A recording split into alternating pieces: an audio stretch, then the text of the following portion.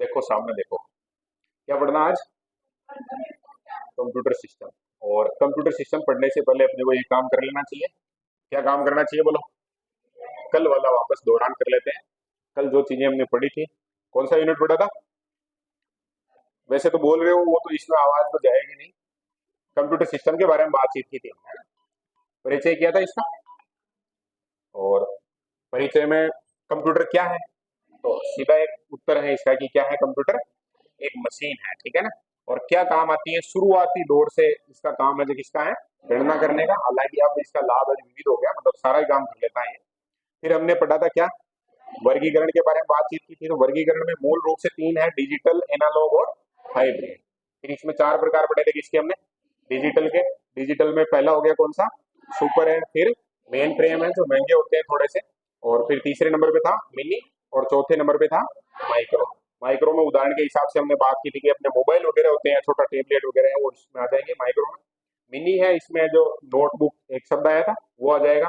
Main frame है वो business वगैरह, बड़े कमर्शियल जो भी कार्यक्रम होते हैं, गवर्नमेंट की बड़ी संस्थाएं वगैरह हैं, तो उसमें काम आते हैं। और सुपर कंप्यूटर है जो खोज वगैरह है, आणविक रिसर्च है या कुछ बड़े लेवल का काम है, तो उसमें सुपर कंप्यूटर यूज होते हैं। आकार में बड़े होते हैं या बहुत महंगे होते हैं, इसी की बातचीत की थी हमने। सुपर कंप्यूटर के दो तीन उदाहरण भी थे। पहला था जैसे, क्या नाम था उसका?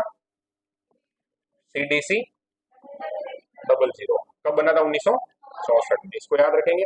और तीन नाम हमने और देखे थे, जैसे सबसे पहले अमेरिका का था सेक्यूया, है ना। फिर जापान का था कौन सा? के कंप्यूटर। और भारत का था परम, है ना, याद रह जाएगा। उसके बाद मेन फ्रेम के भी उदाहरण है, जैसे एक ये है ICL BME, इसको याद रखेंगे। और एक था Z800, ये नाम थोड़े याद रख लेना। याद रख लेना का मतलब ये याद रखने ही है। फिर हमने बात की थी कंप्यूटर से हमें क्या होते हैं? लाभ होते हैं। तो उसमें कंप्यूटर में ऐसे क्या होती है? स्पीड, यानी हमारा कोई भी काम है उसको बहुत स्पीड से ये कर सकता है। एक्यूरेसी होती है, जितना बढ़िया से फीड आप डाटा कर रहे हैं उतना बढ़िया है जो वहाँ आउटपुट मिलेगा आपको। स्टोरेज क्षमता होती है खूब बड़े लेवल पर। और कभी थकता नहीं है, कल हमने बात की थी परिश्रम है जो भयंकर लेवल कर सकता है। और एक से ज्यादा काम कर सकता है, विविधता है इसके अंदर। फिर लिमिटेशन की बात की थी कि इसकी खुद की क्या नहीं होती है? IQ। IQ का इसमें अभाव है, यानी खुद कुछ नहीं कर सकता, आप जैसे उसको निर्देश दोगे वैसे वो जो काम करेगा। फिर बात की थी सॉफ्टवेयर की। सॉफ्टवेयर बीच में छूट गया था लेकिन वापस बात कर लेंगे। सॉफ्टवेयर के कितने प्रकार है? दो प्रकार है, एक होता है सिस्टम और एक होता है एप्लीकेशन। सिस्टम में चार प्रकार थे, उसमें पहला था कौन सा? Operating system. दूसरा था यूटिलिटी, जिसकी मैंने बात की थी कि वायरस वगैरह है उसको फिक्स करना है या इधर उधर का वो इंस्टॉलेशन वगैरह का, ये यूटिलिटी में आ जाएगा। फिर कोई डिवाइस है, जैसे अपने पास प्रिंटर हो गया, जैसे कुछ और है, तो उसको चलाने के लिए होते हैं, उसको क्या बोलते हैं? Device driver. और जो एक से ज्यादा अगर उपयोग करता है तो उसको मैनेज करने के लिए काम आता है क्या? सर्वर। फिर एप्लीकेशन में थोड़े ज्यादा उदाहरण है, याद रखने अपने को। पहला था कौन सा? बेसिक एप्लीकेशन, नॉर्मल जो काम है कंप्यूटर के वो आ जाएगा। डेटाबेस मैनेजमेंट, जितना भी अपने पास डेटा है उसको मैनेज करने के लिए अलग से एप्लीकेशन सॉफ्टवेयर होता है। फिर स्प्रेडशीट की बात की थी हमने, कुछ भी है जो इस प्रकार से तैयार करते हैं अपन डॉक्यूमेंट वगैरह, वो स्प्रेडशीट। फिर इमेज, कोई फोटो वगैरह है उसको एडिट करना तो इमेज एडिटर आएगा उसमें। और अगर हमें कोई डॉक्यूमेंट तैयार करना तो उसके लिए होता है क्या?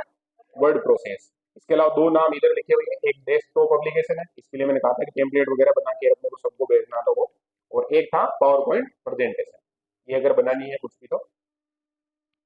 फिर बात की थी हार्डवेयर और सॉफ्टवेयर, बहुत सिंपल वे में बात की थी। हार्डवेयर का मतलब जिसको अपन क्या कर सकते हैं? छू सकते हैं। इसमें जो इनपुट और आउटपुट डिवाइस है सारे के सारे इसमें आ जाएंगे। और एक होता है सॉफ्टवेयर। सॉफ्टवेयर के लिए सिंपल वे में बात की जा सकती है, इस शब्द के साथ प्रोग्रामों का क्या है? ये समूह है, ठीक है ना। वो जो कंप्यूटर को चलाने में सारे के सारे प्रोग्राम होते हैं उनको सॉफ्टवेयर नाम दिया गया है, ठीक है। वैसे इसका जो अपने प्रणाली वगैरह है उसमें थोड़ा अलग होता है, लेकिन यहाँ ध्यान रखना सॉफ्टवेयर और हार्डवेयर की सीधी परिभाषा। फिर हमने बात की थी इनपुट युक्तियां कौन कौन सी हैं डिवाइस। तो पहला था क्या?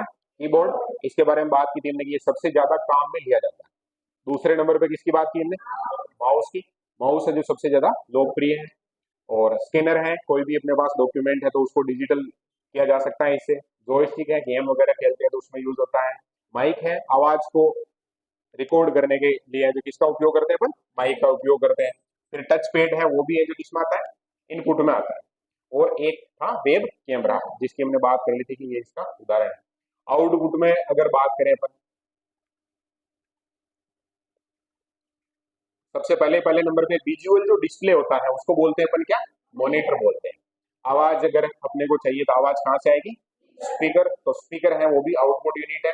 अगर हार्ड कॉपी चाहिए, जैसे हमने फॉर्म भरा और उसके बाद हमें सॉफ्ट कॉपी मिल सकती है, हार्ड कॉपी चाहिए तो प्रिंट करना पड़ेगा, तो उसके लिए यूज होता है प्रिंटर, तो वो भी आउटपुट में आ जाएगा। ये है प्लॉटर, बड़े नक्शे वगैरह हैं, ऐसे ग्राफिक्स वगैरह बनाने हैं तो प्लॉटर काम में आएगा। और प्रोजेक्टर, ये फोटो बना के हम बात कर सकते हैं इसमें, कि उसको दीवार वगैरह में प्रोजेक्ट करके समझाने में काम में लिया जा सकता है, आउटपुट में आएगा वो।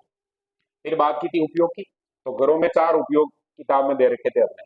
सबसे पहले तो पढ़ाई में होमवर्क वगैरह कर सकते हैं, कोई ऐसा कोई टॉपिक दिया हमें निबंध वगैरह लिखने का, या कोई प्रतियोगिता है जैसे विद्यालय में, और हमें उस पर बढ़िया तैयारी करके जानी, फर्स्ट आना है, तो अपन कंप्यूटर, वो जो कंप्यूटर है उसमें गूगल से सर्च वगैरह करके बढ़िया डेटा इकट्ठा कर सकते हैं।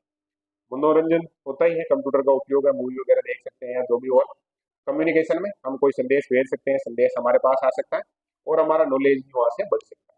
एजुकेशन में काफी बढ़िया है जो आजकल कंप्यूटर का उपयोग हो रहा है, जैसे क्या है, स्मार्ट क्लास है, ये डिजिटल बोर्ड वगैरह आ गई है, दुनिया में स्मार्ट क्लास में जाएगा। ऑनलाइन हम जो, जैसे मान लो एक सोयपुर का विद्यार्थी है, अब जयपुर जाके नहीं पढ़ सकता है ना, वहाँ क्योंकि लाख 2 लाख रुपए उसको खर्च करने, लेकिन वो कोर्स है जो उसको मिल जाएगा और घर पे बैठे वो पढ़ सकता है मोबाइल से। तो ये ऑनलाइन कोर्स भी इसका एक उपयोग हो गया। डिजिटल लाइब्रेरी है, कोई भी किताब है उसको जो पीडीएफ में कन्वर्ट कर दिया तो वो अपन आप मोबाइल में, लैपटॉप में एक्सेस कर सकते हैं। और रिसर्च वगैरह में भी इसका उपयोग किया जा सकता है, एजुकेशन में भी तो रिसर्च होती है तो वहाँ। और व्यवसायिक उपयोग अपन जानते ही हैं, बड़ी बड़ी कमर्शियल वेबसाइट वगैरह है, ये तो सारा का सारा सिस्टम कंप्यूटर से चलता है। बस इतनी कहानी थी, ये अपना हो गया रिवीजन। और आज अपने को पढ़ना है, क्या पढ़ना है बोलो, इस पर आ जाते हैं। और हर टॉपिक है उसका 5-7 बार कम से कम रिवीजन होना चाहिए, तब वो थोड़ा अपने को ऐसे लगेगा कि हाँ ये चीजें जो हमने पढ़ ली है और कंप्लीट है।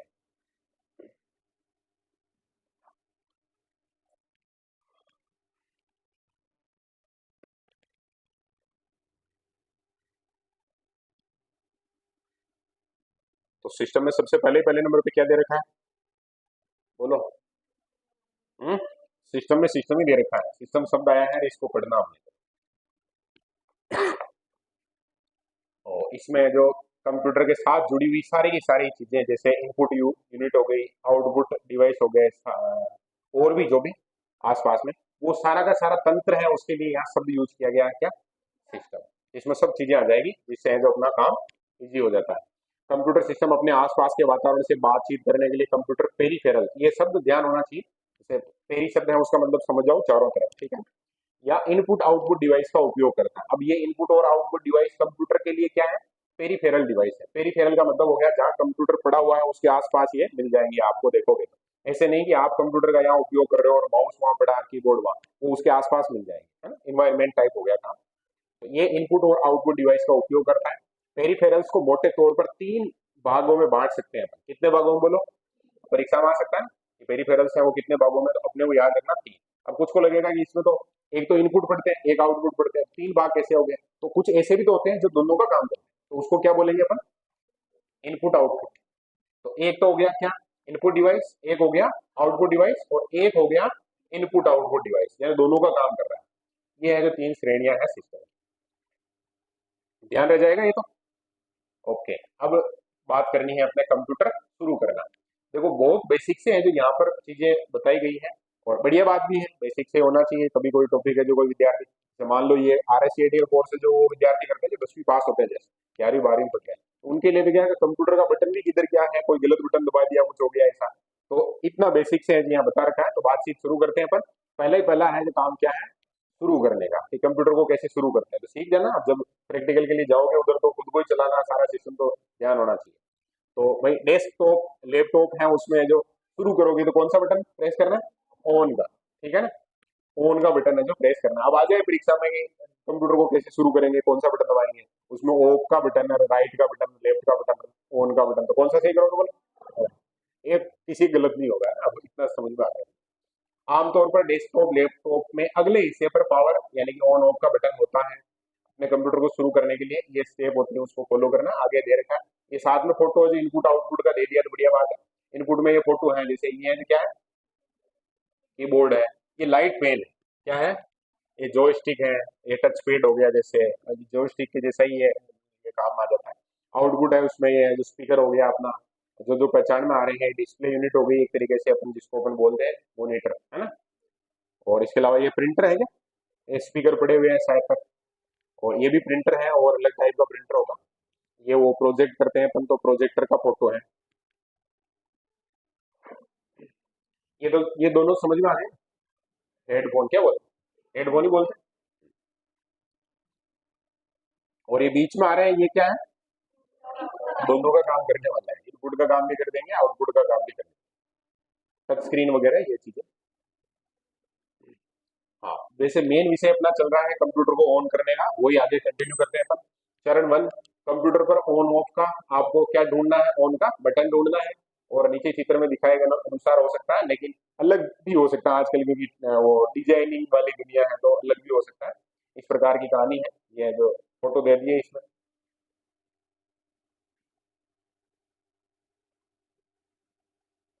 कंप्यूटर का फोटो भी दे दिया साथ में। हाँ, बटन जैसे प्रेस करोगे तो ऐसे लाइट वगैरह है जो जल जाएगी, जैसे अपने भी ये कंप्यूटर है इसको ऑन करते हैं तो।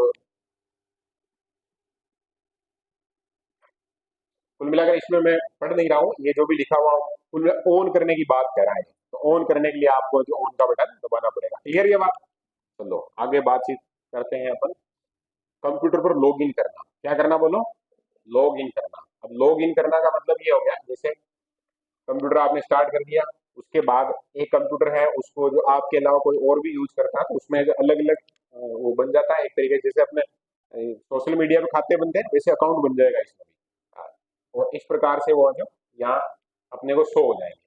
अब जिस व्यक्ति का खाता है जो उपयोग कर रहा है, तो वो अभी लॉग इन कर लेगा अपने आईडी पासवर्ड डाल के, और वो अपना काम कर लेगा। इस व्यक्ति को उपयोग करना तो उस समय वो, इस व्यक्ति को उपयोग करना तो इसको बोलेंगे अपन क्या? Log in. और लॉग इन तो जानते हैं, इंस्टाग्राम वगैरह ये और चीजें होती है, फेसबुक वगैरह, इसमें भी क्या करना पड़ता है?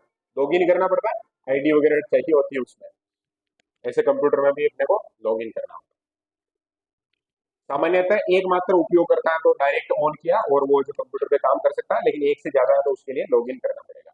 और अगर अपने हैं जो अपन अकेले ही है, फिर भी अपने को लगता है सिक्योरिटी के हिसाब से हमने पासवर्ड वगैरह सेव कर रखे हैं, तो फिर अब लॉग इन करना पड़ेगा, वो पासवर्ड डालने पड़ेगा। ये लॉगिन स्क्रीन है, अभी जो बात कर रहे थे वही कहानी है, अलग अलग व्यक्ति की। ये जैसे ये ब्राइंस अकाउंट लिखा हुआ है, अपने यहाँ आ जाएगा राहुल्स अकाउंट या जो भी है शंकर्स अकाउंट, इसमें उसको है जो पासवर्ड डालने पड़ेंगे और वो लॉगिन कर सकता है। समझ में आ गई ना बात? अन्य लोगों के साथ साझा कर रहे हैं तो वो वाली बात है, ये समझा रहा है। आगे बात करनी है अब अपने को घटक के बारे में। कंप्यूटर ऑन कर लिया और लॉगिन कर लिया है ना, इसके बाद की बात आगे करते हैं। कंप्यूटर के प्रमुख घटक क्या है? वो है जो 2.2 नंबर जो पॉइंट है अपना उसमें दे रखा है। कंप्यूटर सिस्टम की परिभाषा सबसे पहले दे रखी है। तो कंप्यूटर है जो एक इलेक्ट्रॉनिक डिवाइस है, मशीन है, हम बात कर चुके हैं। और बहुत सारे उपकरण हैं जो इनपुट का और आउटपुट का काम करते हैं, संग्रहण का काम करते हैं, रिजल्ट देने का काम करते हैं। तो ये सारी बातें हैं जो इस सिस्टम के घटक के रूप में है जो अपने को ध्यान रखना है।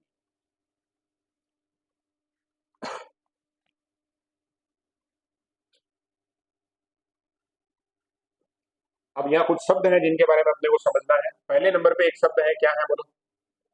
लॉग। जो पूरा सिस्टम है, तंत्र है, उसमें जो कौन कौन इंटरेक्ट करेगा, वहां कौन कौन सी चीजें आएगी, तो उसमें है जो लॉग। पिपुल या लॉग सूचना प्रणाली के 5 भागों में से एक। तो सूचना प्रणाली या सिस्टम है, इसमें कितने भाग हो गए टोटल? 5। ठीक है, ये ध्यान रखना आपने। और उसमें एक भाग है वो क्या है? लॉग भाग है। लॉग का मतलब यह समझना है जितने भी जो दुनिया में लॉग भाग है वो सब आगे कंप्यूटर द्वारा लोगों को अधिक उत्पादक और प्रभावी बनाया जा सकता है। यानी इस सिस्टम से प्रभावित होने वाली जो पार्टी है वो हो गए लोग। फिर है प्रोसीजर। कोई भी काम हो तो उसकी एक प्रोसीजर होती है, प्रक्रिया होती है। दूसरे नंबर का घटक हो गया ये। नियम या दिशा निर्देश है। जैसे हमें काम करना है, जैसे कंप्यूटर को काम करना है तो कंप्यूटर में पहले बूटिंग होगी, जो भी है वो पूरा प्रोसेस। हमने जैसे कोई सॉफ्ट कॉपी है उसको हार्ड कॉपी में कन्वर्ट करना, मतलब हमें हार्ड कॉपी चाहिए तो उसमें नियम है। हम जैसे प्रिंट देंगे तो उसमें जो वो जो डिवाइस ड्राइवर है वो उसको आदेश देगा प्रिंटर को, और वो कहानियां हैं, उसको कहेंगे पर प्रोसीजर। यानी उसमें कुछ फिक्स नियम होते हैं, दिशा निर्देश होते हैं। लोग सॉफ्टवेयर हार्डवेयर एवं डेटा का उपयोग करते समय उनका उपयोग करते हैं। इन प्रक्रियाओं को आमतौर पर कंप्यूटर विशेषज्ञों द्वारा लिखा जाता है। अब कंप्यूटर विशेषज्ञ होते हैं वो आज इनके नियम बना देते हैं, भाई कैसे क्या काम करना है ना। उसको अपन आजकल की भाषा में आजकल बच्चों को सिखा भी रहे हैं, नए छोटे छोटे बच्चों को उसमें डाल रहे हैं। कोडिंग डिकोडिंग बोलते हैं उसको, कोडिंग बोलते हैं। वैसे डिकोडिंग तो अपने इसमें श्रृंखला परीक्षण में, जब श्रृंखला परीक्षण का ऐसे टॉपिक पढ़ते हैं रीजनिंग में, उस समय बात करते हैं। कोडिंग कहा जाता है जो विशेषज्ञों को आती है और वो नियम बना देते हैं, उसमें फीड कर देते हैं।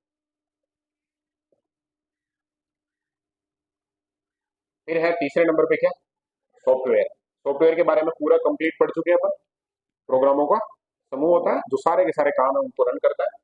ये दिशा प्रोग्राम या दिशा निर्देशों का सेट होता है, कंप्यूटर को निर्देशित करता है स्टेप बाय स्टेप कैसे आगे काम करना है। ये पूरा का पूरा काम है, उसका नाम सॉफ्टवेयर कर दिया। और सॉफ्टवेयर के ऐसे कैसे हमने पढ़ा था क्या, हार्डवेयर जो फिजिकली हमारे पास अपीयर है चीजें उनको क्या कहेंगे बोलो, हार्डवेयर कहेंगे, जिनको अपन छू सकते हैं। ये ज्यादा बढ़िया है समझने के हिसाब से। सॉफ्टवेयर द्वारा नियंत्रित होता है, ये ध्यान रखना। जो प्रोग्राम है अंदर दिशा निर्देश है वो है जो कंट्रोल करेंगे इसको, हार्डवेयर को कहेंगे ना, इसको कैसे काम करना है नहीं करना। डेटा को प्रोसेस कर सूचना बदलना, कीबोर्ड माउस मॉनिटर वगैरह ये सब किस में आएंगे, हार्डवेयर में आएंगे। फिर है डेटा, पांचवें नंबर पे क्या दिया है, डेटा। तो पूरा सिस्टम है उसके 5 घटक है, उसमें सबसे पहले हमने बात की थी किसकी बोलो, लोग। दूसरे नंबर पे बात की थी प्रोसीजर, तीसरे नंबर पे सॉफ्टवेयर, चौथे नंबर पे हार्डवेयर, और पांचवें नंबर पे हम बात कर रहे हैं किसकी, डेटा की। कच्चे असंसाधित तथ्य है, वैसे डेटा शब्द है वो सांख्यिकी में 10वीं क्लास में पढ़ा होगा। जैसे एक कक्षा में इतने विद्यार्थी, इनकी लंबाई इतनी है, ये इस प्रकार का जो कच्चा डेटा अपन लेके आते हैं उसको डेटा कहा जाता है। अपने नॉर्मली बोलते हैं जैसे डाटा शब्द तो ढक्कन वगैरह का दिमाग बचपन में ग्रामीण परिवेश में विद्यार्थी ये सीखता है, लेकिन कंप्यूटर में उसको थोड़ा सा अपने को अलग समझना है, ठीक है। असंसाधित तथ्यों यानी उनको फिक्स नहीं कर रखा पहले, पाठ टेक्स्ट मतलब जो भी शब्द वगैरह है वो, इमेज है, ध्वनिया है, ये सब सारी की सारी। अब ध्यान रखना कोई ऐसा आ जाएगी ध्वनिया है या नहीं है ऐसा, तो थोड़ा ध्यान रख लेना। इमेज और ध्वनिया है वो भी किसमें आएगी बोलो, डेटा। डेटा का मतलब केवल नहीं कि अंक है आंकड़े हैं वही डेटा है, सारी चीजें आ जाएगी। तो ये पांचों है जो कंप्लीट ध्यान रख लेना, पांचों सब ध्यान होने चाहिए। और वो पूछ सकता है अपने से कि इसमें है या नहीं है, तो शब्द ध्यान रह जाएंगे। क्या क्या थे बोलो, एक बार वापस बोलो।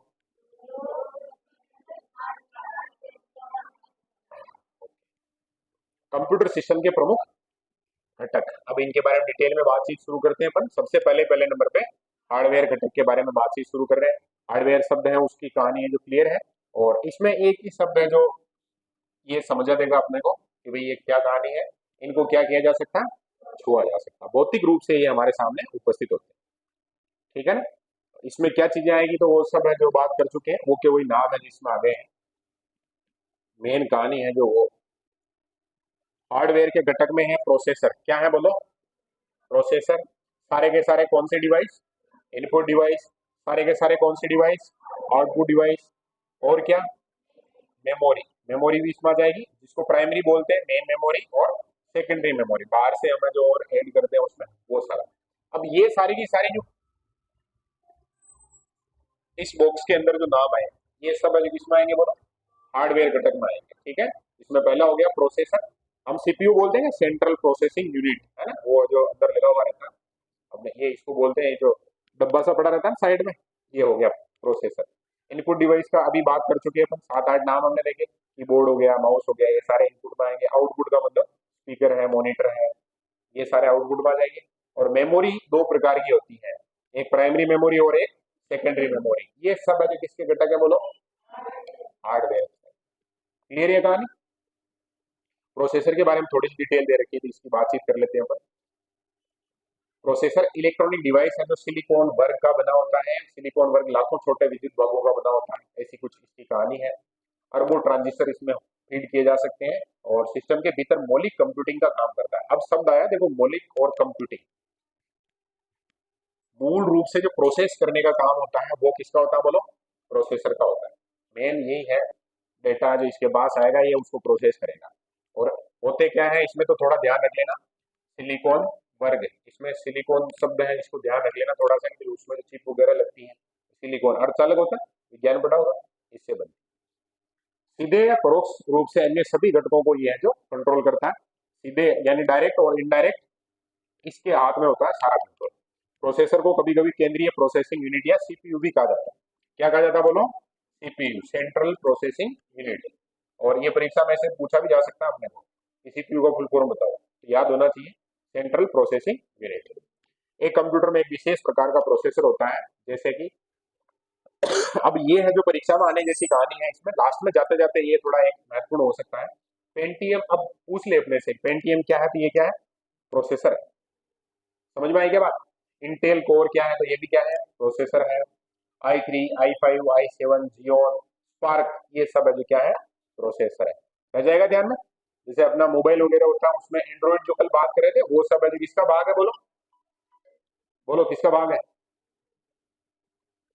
अरे बोलो ना, प्रोसेसर है, कंप्यूटर आप उसको क्या बोलते हैं, एंड्रॉइड क्या है जैसे सॉफ्टवेयर बोलते हैं है ना, ऑपरेटिंग सॉफ्टवेयर बोलते हैं, वो इसमें आ जाएगा। अब सॉफ्टवेयर की बात करनी है वैसे अपने, है ना, सॉफ्टवेयर घटक, कंप्यूटर सिस्टम के सॉफ्टवेयर घटक की कोई भौतिक उपस्थिति नहीं होती। अब ये थोड़ा सब ध्यान रख लेना, उधर हमने बात की थी कि भौतिक उपस्थिति होती है, और यहाँ शब्द में क्या आ गया है बीच में, नहीं होती है, यानी ये भौतिक रूप से उपस्थित नहीं रहेगा। डिजिटल मेमोरी में डिजिटल रूप में है जो संग्रहित किया जाएगा। डेटा और कंप्यूटर का प्रोग्राम शब्द इसके लिए ज्यादा बढ़िया है। सारे के सारे कंप्यूटर का जो काम है उसके निर्देश इसके अंतर्गत होंगे। डेटा एक प्रोग्राम की जरूरत है, आवश्यक है। डेटा कई तरह के हो सकते हैं, जैसे अल्फाबेटिक और संख्यात्मक हो सकता है, न्यूमेरिकल, इमेज हो सकता है, ऑडियो, ये हमने बात कर ली थी। जो डेटा है उसमें क्या क्या चीजें आएगी, तो सब जो भी शब्द है वो आ जाएंगे।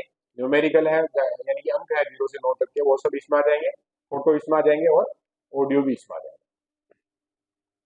ये बात हो गई किसकी, सॉफ्टवेयर घटक की। थोड़ी डिटेल में जा रहे हैं अपन। अब बात करनी है किसके बारे में, इनपुट डिवाइसेज के बारे में बात करें। तो इनपुट डिवाइसेज का मतलब है, क्लियर है सर, हम कोई भी प्रोसेस करने के लिए डेटा जो अंदर भेजते हैं, तो जिस डिवाइस का उपयोग करते हैं वो क्या कहलाता है, इनपुट डिवाइस कहलाता है।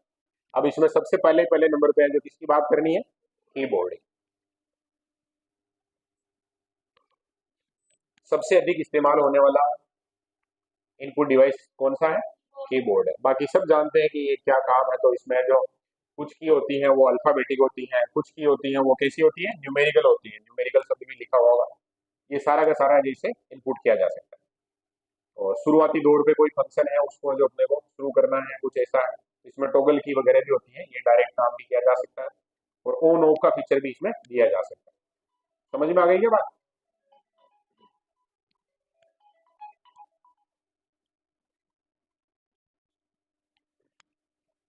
हाँ, ये किसका फोटो, कीबोर्ड का फोटो।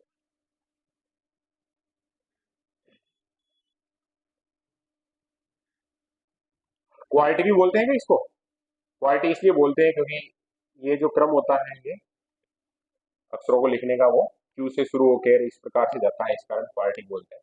बाकी इसमें जो न्यूमेरिकल दो जगह दिए हुए रहते हैं, यहाँ भी एक से वो 0 तक की कहानी, 1 से 9 और 0 तक की कहानी, यानी 0 से 9 तक मतलब, और यहाँ पर भी दे देंगे। कुछ ऐसे भी होते हैं जैसे इंटर वगैरह नहीं है, तो वो आगे बढ़ने के हिसाब से सारे के सारे बटन है उनके बारे में जानकारी करनी है अपने को। कोई ऐसा कंपटीशन जैसे आगे दे रहेगा, कंप्यूटर की बहुत डीप डेप्थ नॉलेज चाहिए, तो उसमें वो शॉर्ट की वगैरह भी अपने को ध्यान रखेंगे। शॉर्ट की 5 10 15 तो अपने इसमें पढ़ेंगे अपन। पॉइंटिंग डिवाइस तो पहला हो गया क्या, कीबोर्ड, है ना। और कीबोर्ड में बटन वगैरह को लेकर भी कभी एक आध मैंने कंपटीशन में कहीं देखा था, 100 से ज्यादा ही होता है लगभग। लेकिन आजकल उपयोग के हिसाब से अलग अलग आने लगे कीबोर्ड, जैसे कहीं आवश्यकता ही नहीं है, न्यूमेरिकल की आवश्यकता नहीं है जैसे, या कुछ ऐसे बटन है जिनकी आवश्यकता नहीं है, कम आवश्यकता है तो वो छोटा बनाने के हिसाब से उसमें कम कर देते हैं। किसी में ज्यादा आवश्यकता है तो फिर वो 113 108 105 तक बटन रखते हैं। पॉइंटिंग डिवाइस, पॉइंटिंग डिवाइस में आ जाएगा माउस वगैरह, ये जो जॉयस्टिक ये चीजें होती है, किसी एक जगह है उसको पॉइंट करना है, तो उसके लिए पॉइंटिंग डिवाइस में। ग्राफिकल यूजर इंटरफेस, ये जीयूआई का भी फुल फॉर्म पूछ सकते हैं, अपने को ध्यान होना चाहिए। जीयूआईएस है जो इसका फुल फॉर्म है, जो क्या है, ग्राफिकल यूजर इंटरफेस। ध्यान रह जाएगा क्या, हाँ, ध्यान रखिए।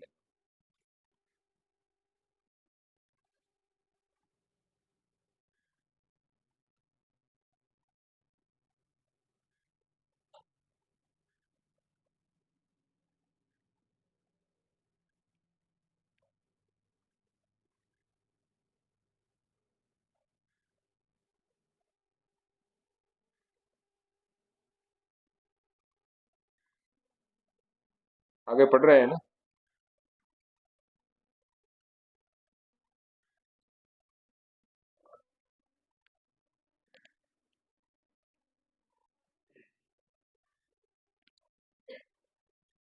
कर्सर सब समझ में आएगा, कर्सर कभी देखा हो कंप्यूटर में ऐसे, तो वो जो एक छोटा सा एरो का निशान है वो इधर उधर घूमता रहता है, उसको बोलेंगे अपन कर्सर। उसको बताने के लिए पॉइंटिंग डिवाइस की आवश्यकता पड़ती है। और इसमें जो माउस है, ये याद रखना नाम, ट्रैक बॉल है, टच पैड है, ट्रैक बिंदु है, और graphics tablet, joystick, touch screen, ये सारा का सारा।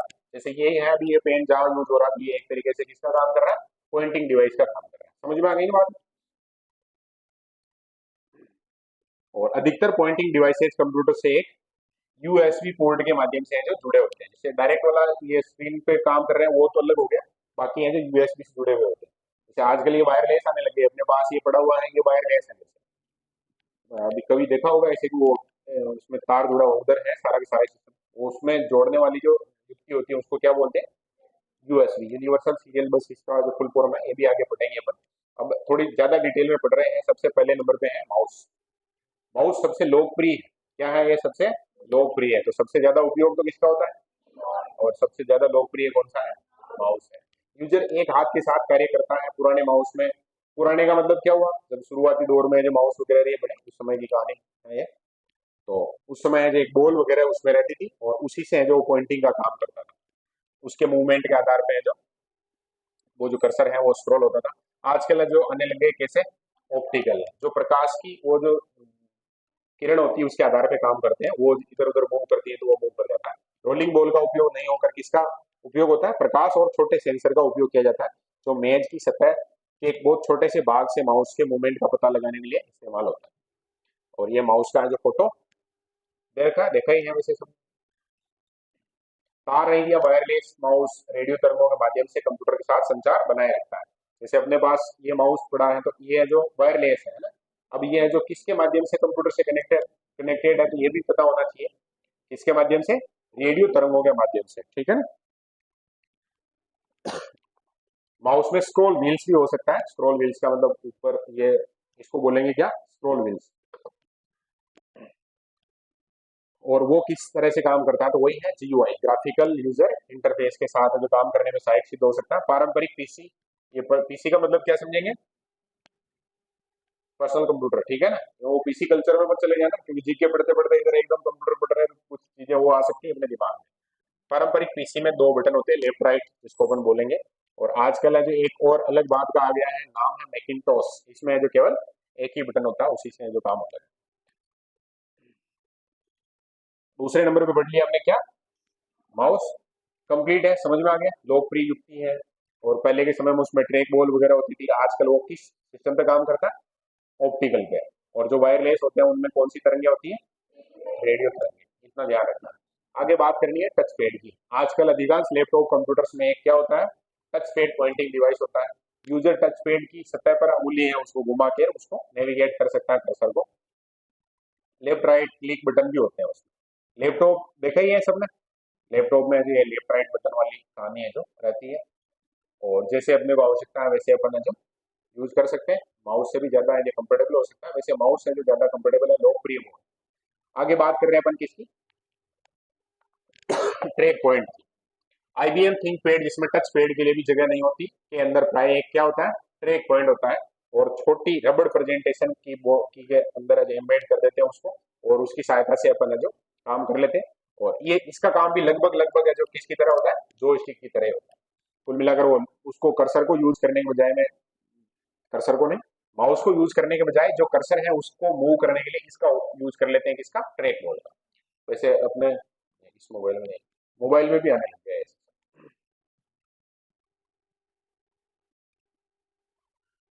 आगे बात कर रहे हैं अपन किसके बारे में,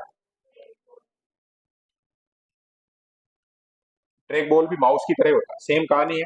माउस का जो काम है वही काम करेगा। और वहां माउस में तो क्या था, डाउन साइड में था, इसमें कहा है अप साइड में, उसको जैसे मूव करोगे वैसे काम हो जाएगा। बॉल शीर्ष पर स्थित होती है। हम ट्रैक बॉल को रोल करने के लिए अंगुलियों का उपयोग करते हैं। आंतरिक रूलर्स इन मूवमेंट को सेंस करता है और उसी के हिसाब से कर्सर है उसको इधर उधर कर देता है, ठीक है ना। तो इसलिए इसमें क्या होता है, जैसे अपने पास मान लो माउस है तो माउस को तो इधर उधर करना पड़ेगा, इसमें वो जहां पड़ा है उसी पे घुमाया और वो इधर उधर कर देगा कर्सर को। आगे है जॉयस्टिक, नाम क्या है, जॉयस्टिक नाम ही ऐसा ही रखा है। अब देखो गेम वेम खेलते हैं तो आनंद आता नहीं आता बोले, तो इसीलिए उस स्टिक का नाम ही क्या रख दिया, जॉयस्टिक रख दिया। पॉइंटिंग डिवाइस के रूप में इसका उपयोग है जो कंप्यूटर के साथ होता है। आमतौर पर कंप्यूटर आधारित ज्यादातर इसका उपयोग, ज्यादातर का मतलब ज्यादातर 100% ही मान लो, क्या करने के लिए, गेम खेलने के लिए होता है, ठीक है। ये अलग अलग आजकल आती है जो, ये जैसे मान लो शुरू में गेम खेला हो और तो वो बस वगैरह इधर उधर जाती है, ऐसा कुछ गेम होता है ना, तो वो इससे कंट्रोल हो जाता है। आगे बात करनी है ग्राफिक्स टैबलेट के बारे में।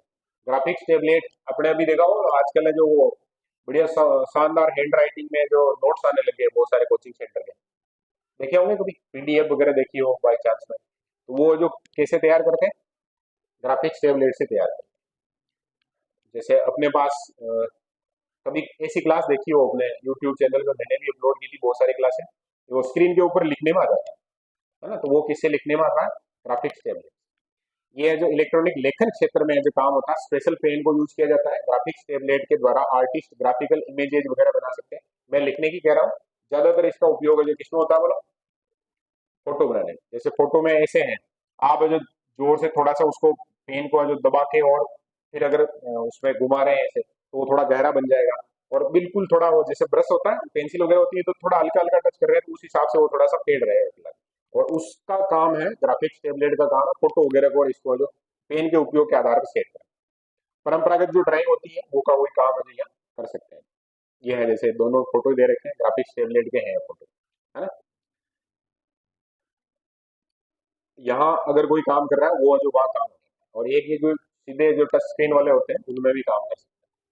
अगला है क्या, स्कैनर। अब स्कैनर के बारे में जो सब जानते हैं, अपने पास कोई भी डॉक्यूमेंट है उसको अपने को डिजिटल फाइल में बदलना है तो किसका उपयोग करेंगे, स्कैनर का। मुद्रित पृष्ठ या ग्राफिक का डिजिटलीकरण करता है, क्या करता है, डिजिटलीकरण करता है। और अभी मैंने बात भी की थी है कि अपने भारत में जितनी भी पांडुलिपियां वगैरह हैं इनके लिए सरकार ने भी एक योजना चला रखी है, और जितनी भी पुरानी किताबें वगैरह हैं उसको सबको क्या कर रहे हैं अभी, डिजिटल कर रहे हैं। हर पंचायत में एक टीचर की ड्यूटी लगाई है, सब जगह होता है तो टीचर की लगती है ड्यूटी।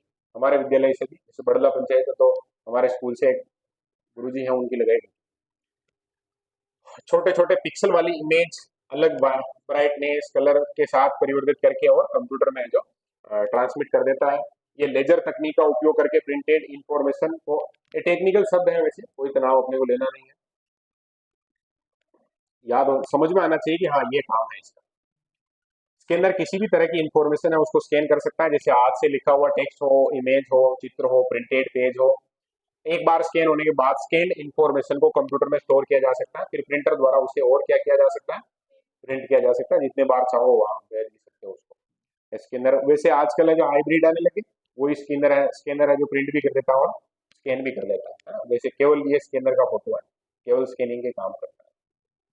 मिडी डिवाइस, मिडी में MIDI है उसका शॉर्ट फॉर्म है ये। एम का मतलब तो यहाँ होगा म्यूजिक, क्या होगा बोलो, म्यूजिक, म्यूजिकल। और आई का हो गया इंस्ट्रूमेंट, डी का हो गया डिजिटल, और आई का हो गया इंटरफेस। तो मिडी शब्द है उसका फुल फॉर्म याद रखना अपने को, म्यूजिकल इंस्ट्रूमेंट डिजिटल इंटरफेस। यानी कि जो म्यूजिक है वो, अभी देखो ना बहुत सारे ऐसे पेड वगैरह आने लगे आजकल, जो बहुत सारे म्यूजिक एक ही साथ वो बजा देता है आदमी, देखा होगा ऐसे भजन संध्या वगैरह में कहीं। एक प्रणाली है जो इलेक्ट्रॉनिक संगीत वाद्य यंत्र के बीच सूचना प्रसारित करने के लिए डिजाइन किया गया है। मिडी कीबोर्ड को कंप्यूटर से जोड़ा जा सकता है और एक कलाकार कंप्यूटर सिस्टम पर कैप्चर किए गए संगीत को जो प्ले कर सकता है। ठीक है ना, ये मिडी वाला थोड़ा ध्यान रख लेना। Magnetic ink character recognition, MICR. बैंकों में चेक वगैरह है उसको क्रॉस चेक करने के लिए जिसका उपयोग होता है उसको बोलते हैं अपन माइकर। एम सबसे पहले, फिर आई है, फिर सी है और फिर आर, तो ये लिखा हुआ है माइकर। क्या बोलेंगे, मैग्नेटिक इंक करेक्टर रीडर। यानी कि जो चेक होता है उसमें ऐसा कुछ सिस्टम बना देते हैं जिसको जो चेक करने वाली सिस्टम को माइकर कहा जाता है। ठीक है, magnetic ink character recognition code एक करेक्टर पहचानने की तकनीक है जो मुख्य रूप से कौन से उद्योग में बोलो, बैंकिंग उद्योग में यूज किया जाता है, और चेक और अन्य दस्तावेजों को क्लियर करने में काम आता है। क्लियरिंग का मतलब ऐसे नहीं साफ कर रहे हैं उसको, धो रहे हैं, ऐसा नहीं। यहाँ चेक क्लियर होने का मतलब साफ होना नहीं होगा, चेक क्लियर होने का मतलब कि हाँ सही व्यक्ति द्वारा सही व्यक्ति के खाते में पैसा जा रहा है तो उसको चेक क्लियर होना बोलते हैं। समझ में आ गई बात। इसको माइकर कोड कैरेक्टर को डिजिटल डेटा में बदलता है और कंप्यूटर है जो उसको तुरंत समझ जाता है कि भाई ये सही है या गलत है, फ्रॉड तो नहीं है। माइकर याद रह जाएगा। और जो हमारे जीवन में अभी कॉम्पिटिटिव एग्जाम का जीवन जब हम जी रहे हैं तो उस समय जो सबसे ज्यादा तनावपूर्ण काम है वो किसका है, OMR का, ऑप्टिकल मार्क रीडर। OMR को क्या बोलते हैं, अपन उसको OMR ही बोलते हैं लेकिन OMR नहीं है, वो OMR शीट है। ठीक है, जो कहाँ से चेक होगी, OMR से। ये जो ऑप्टिकल मार्क रीडर है वो इसको स्कैन करता है। अभी अपने टेस्ट होता है तो मोबाइल को थोड़ा सा ऐसे किया और वो बता देता है कि इतने नंबर आ रहे हैं, तो वो जो कौन सा फंक्शन काम कर रहा है उसमें, OMR। पेंसिल या पेन द्वारा किए गए निशान को एक पूर्व निर्धारित प्रकार। अब इसमें क्या करना पड़ता है आपने को, पहले से फिक्स करना पड़ता है, भाई इसमें ये सही है, पहले फिक्स कर दिया, फिर वो उस जगह अगर वो नहीं आ रहा है तो इसका मतलब गलत है, उस जगह अगर वो आ रहा है तो सही है। पहचान करने के लिए उपयोग होता है। आम उदाहरण परीक्षाओं में प्रयोग किया जाता है। OMR का उपयोग सबसे ज्यादा कहाँ होता है, परीक्षाओं में उपयोग होता है, ठीक है ना। और जगह भी सर्वेक्षण वगैरह में कहीं अपन उपयोग करना चाहे तो कर सकते हैं, ज्यादातर उपयोग परीक्षाओं में होता है। फिर आगे बात करनी है अपने को ऑप्टिकल कैरेक्टर रिकॉग्निशन, इसका उपयोग खूब करते हैं। जैसे कोई PDF है उसका स्क्रीनशॉट लिया, फिर गूगल लेंस नाम सुना होगा, वो गूगल लेंस में जाके उसको सिलेक्ट करके अपन और जगह पेस्ट कर सकते हैं, तो वो काम करता है, उसको बोलते हैं क्या, OCR। क्या बोलते हैं, OCR। Optical character recognition machine encoded form में इमेजेस, प्रिंटेड या हस्तलिखित टेक्स्ट का इलेक्ट्रॉनिक रूपांतरण करता है।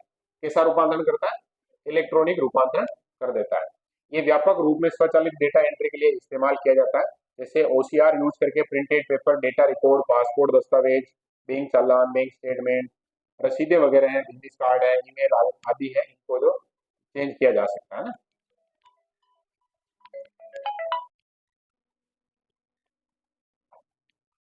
डेटा को स्कैन करके डिजिटल फॉर्म में परिवर्तित कर सकते हैं। यह प्रिंटेड टेक्स्ट को डिजिटाइज करने का सबसे आम तरीका है। डेटा इलेक्ट्रॉनिक रूप से एडिट, सर्च, ऑनलाइन डिस्प्ले किया जा सकता है और इसके बाद इसको मशीन की प्रक्रियाओं में जो अनुवाद या टेक्स्ट का स्पीच, जैसे अपन गूगल पे जाके उसमें वो स्पीकर टाइप का बना हुआ होता है, उसको अगर प्रेस करते हैं तो वो बोलने लग जाता है, वो काम है, ये किया जा सकता है, ठीक है ना। टेक्स्ट माइनिंग, ये कुछ काम होता है ऐसा, उसमें भी इसका उपयोग कर सकते हैं। आगे है बार कोड रीडर। जैसे कभी मॉल वगैरह में गए हो, वहां से कोई सामग्री खरीदी, तो वो ऐसे रेट नहीं देखता, उसमें सीधा वो एक रहता है, उसको घुमाया उसके ऊपर और वो उसमें बिल में ऐड हो जाता है ऑटोमेटिक, कितने रुपए है, कितना क्या है, सारी कहानी। तो ये है, उसको क्या कहा जाता है, बार कोड रीडर। उस पर एक स्पेशल इस प्रकार की लाइनिंग होती है, उस लाइनिंग के ऊपर जाते ही वो, तो ऐसा रीड करने वाली जो मशीन है उसको क्या कहेंगे अपन, बार कोड रीडर कहेंगे, और वो जिसको रीड कर रहा है उसको बार कोड कहेंगे। बारकोड एक वस्तु को मशीन द्वारा विशिष्ट रूप से पहचानने का तरीका है। हर एक ऑब्जेक्ट को विशिष्ट रूप से पहचानने के लिए एक कोड दिया जाता है, इसे एक मशीन के द्वारा पढ़ा जा सकता है। मूल रूप से बारकोड को समांतर लाइनों के बीच में दूरी एवं चौड़ाई के अंतर कर और विशिष्टता दी जाती है।